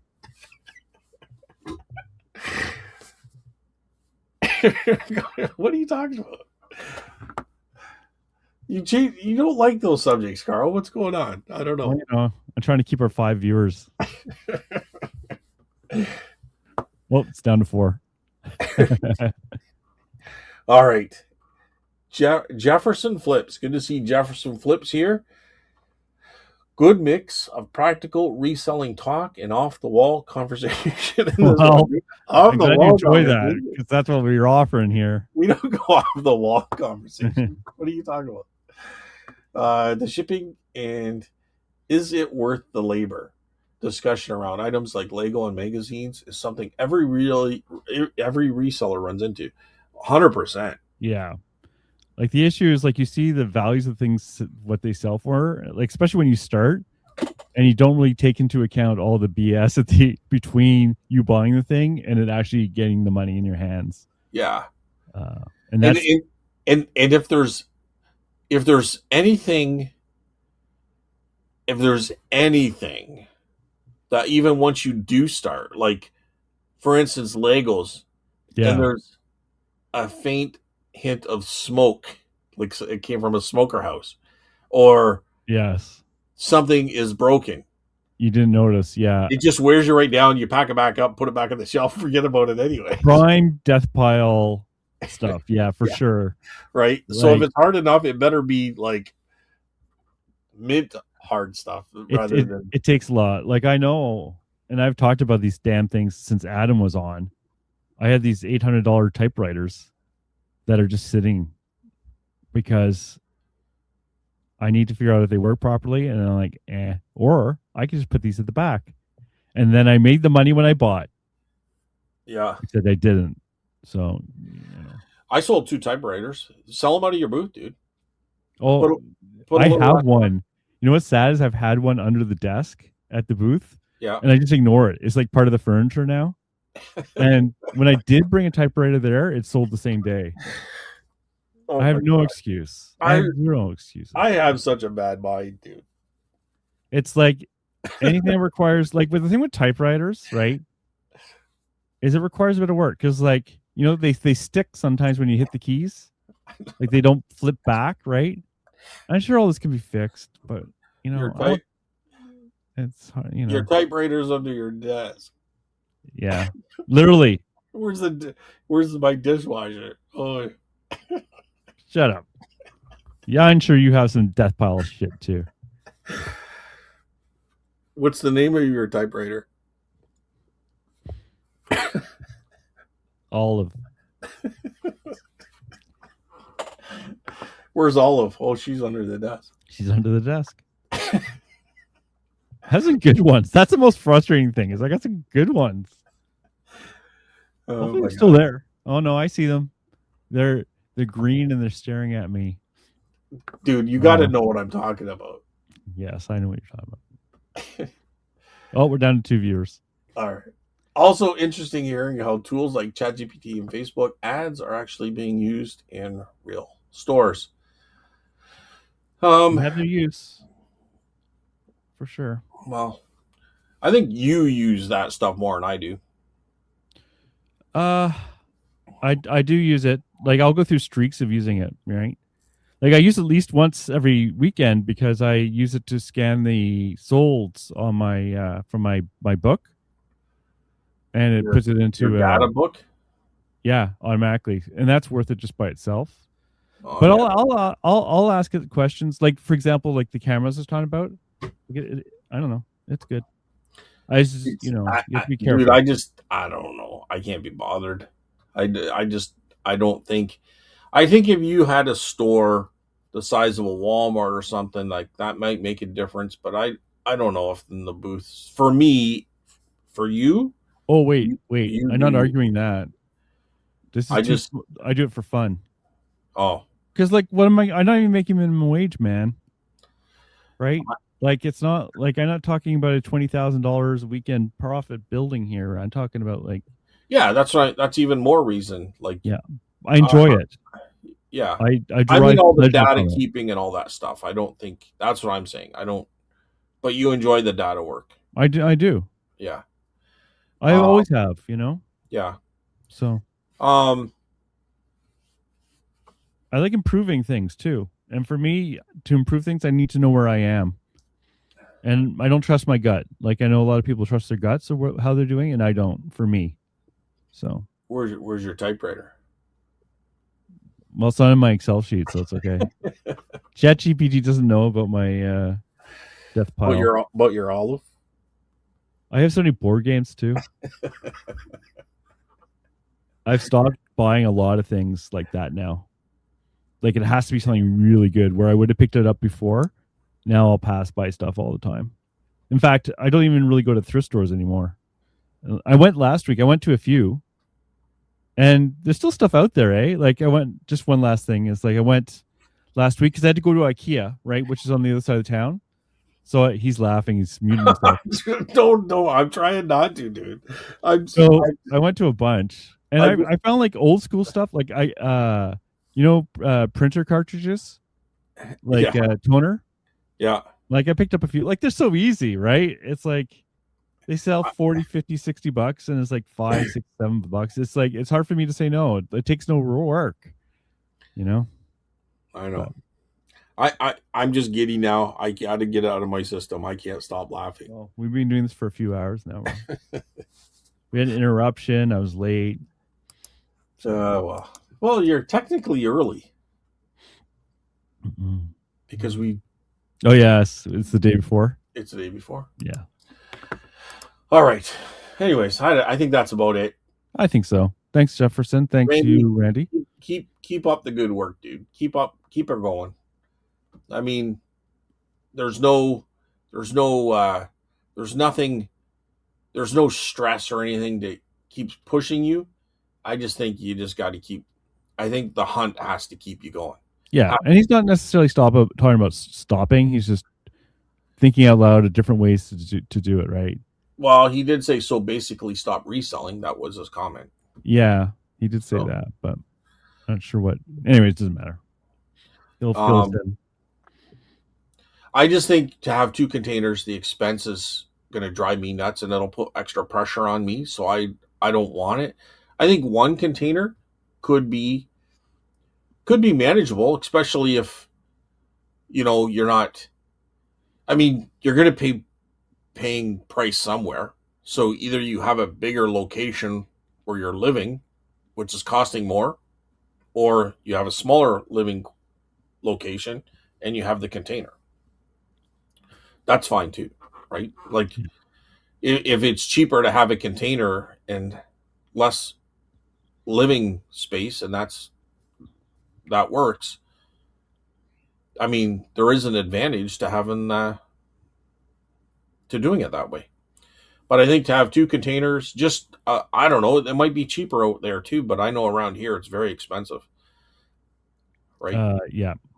So some people this weekend actually were saying that it's actually cheaper to rent at the market than to have storage now, which is kind of funny to me. Well, and that's which they won't allow. A lot of people do it that way, and I've heard comments years ago where it's cheap storage. Yeah, however, doing that in our market, if you can identify people, they identify people who are using it as storage, and they're not doing well with sales because of that, they'll kick them out. So yeah, they're getting better at that with ours, because it is annoying when you can't even buy anything from them. So it means less people are going to come in the market if there's people just not even really selling. You know what I mean? Yeah. Or even worse, and I've seen this, is they'll get to around my booth, maybe a little further, turn around, and leave, and not go around the corner where there's other booths. Yeah. Because they see that, right? And they say, "Oh, there's not much down here. I'm not even going to bother," and that hurts the people at the other end. Which is probably a result of new ownership, right? It's the new ownership is good. Yeah. He's harder, but that's good. That's good. Yeah. And he's also open to stuff like Facebook and advertising stuff where the other owners didn't want to do anything ever. But that was before my time, so I didn't really know them. And there's people who don't like change. They don't like all these new rules and stuff. But honestly, all the new I rules don't are like good change rules, and new rules, but I do like efficiency and results. You know what I mean? So if old rules brought efficiency and results, I wouldn't want to see them change. But if old rules impacted maximum efficiency and results, they need to change. Exactly. Right? So that's how I feel. I think you're pivoting. I call it different than rules. I think you're pivoting.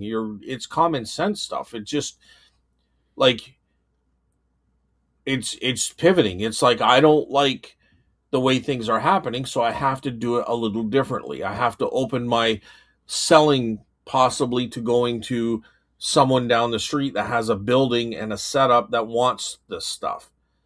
and they're going to resell it and I still make a profit, I'm just pivoting. You know what I mean? Yeah. Yeah. So And you gotta pivot. You gotta be able to do that. some people I find they don't like how things are, but they don't want things to change. They want it Because to I would, magically change, you know? if you were to summarize me as a certain type of person, I do not like change either. Like I like being set in something that works and not changing from it. However, if something's not working, I think it I I think it has to be changed. You know what I mean?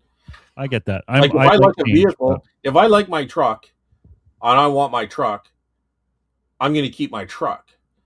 But if it starts breaking down on me, I'm going to have to pivot and say, okay, I love this truck, but it's time to move on to a new truck. Although I don't want to leave that truck because I really like it and it's good to me. If it's breaking down and not working and it's costing me money, I need to move on from it. yeah. And I'm the type I like trying things and see if what sticks. And if something doesn't work, I don't have a problem with that because I've tried it. So because sometimes things Well, do work and you don't well, know until you try it, you know. That's so me. so That's me. so Stephanie will go out and she'll try different toppings on pizza. She'll try different types of pizza, different foods. Me, if I'm going to a breakfast, I'm having the toasted Western brown bread with hash browns. I will do that to the day I die. Well, that I'm the same. We go to a restaurant, breakfast place here. Yep. We don't even open the menus Yeah. because we're I always don't. ordering the. I'm always But she ordering will eggs try Benedict. something new, and then she'll complain that she doesn't like it. Yeah, I but she never might find something complain. better. I know I'll like it. Well, why don't you try this? Why? I want this. Why would I try something I don't know if I'm going to want or not when I really want? This is why I'm here. I'm here for this. You know. But at So the same time, like I know I'm broken record, but there's people at the market who don't want. Who think all advertising has nothing to do with them at all. And the fact is, the market owner can only do so much, right? And like for example, like I've said 100 times, that Facebook Marketplace ad I did for laser discs brought in over $1,000 of sales by people coming specifically for that free thing I put on. But not only did they go to my booth, they went to all the other booths, right?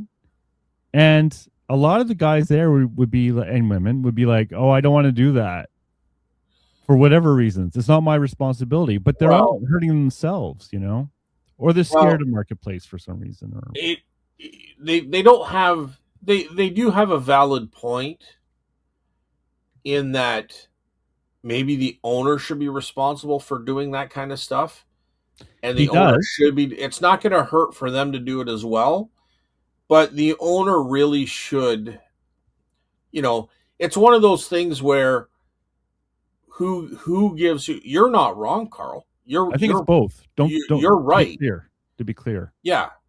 um, Um and if they're paying rent and they're paying rent, it totally is up to that owner to make sure that he's advertising that store properly. and he does, Okay. but it's not just up to him because he doesn't know what the vendors are bringing in. He doesn't know Right. that someone brought in a bunch of laser discs. He doesn't know someone brought in a bunch of oil cans. He doesn't know that someone brought a bunch of Redline Hot Wheels, right? Yeah, And when but you advertise that stuff on the site or elsewhere, yeah. it brings people to the market. There's no way the owner knows that you're doing that, right? Well, the owner should. I mean, How? our owner does. It's different though in your place because all sales are going through the owner. Well, she can tell you what was in the store then, but she Yeah, and doesn't. She tells what is in the store because they haven't gone through the cash yet, right? yes, but it's a different setup because where we are, no sales go through the owner at all, right? Well, all she does is walk around and see what's there. She actually hires a guy that Yeah. puts items on the website. Now, so he'll grab items and they do sell and ship it only into Canada. They don't ship to the US now, but he doesn't get his value or the amount of money they make off of what they ship out and sell that way does not constitute him doing it, but his value is in the advertisement aspect. It shows what items are there.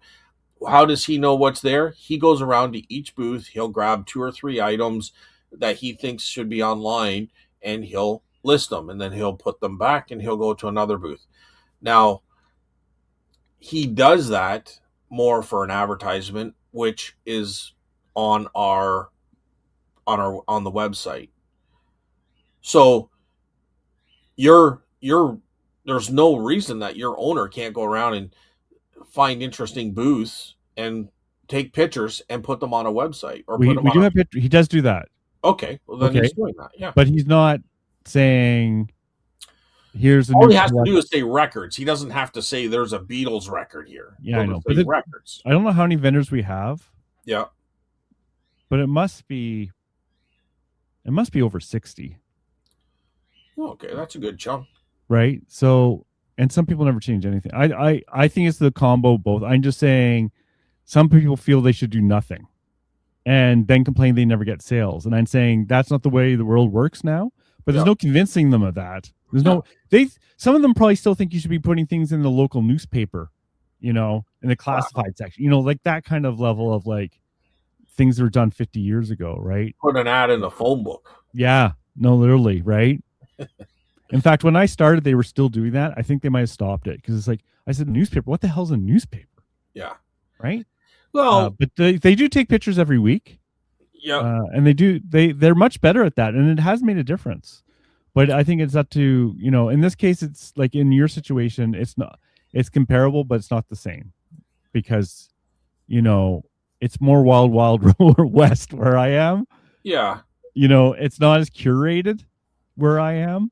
But it could be. It could be a better curated. Well, right? He kicks people out. So they're learning. They're probably going through the ropes. But 2 years from now, it's probably going to look a little different than what it does today. It's better now. It's getting better and better, right? Yeah.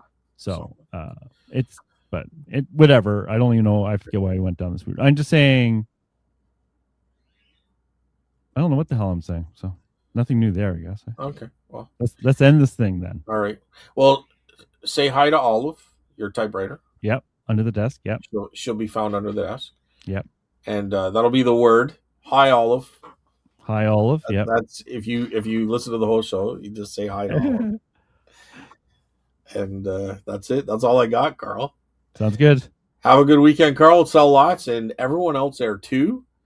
And we look forward to hearing the comments. Sounds good. And bye, everyone.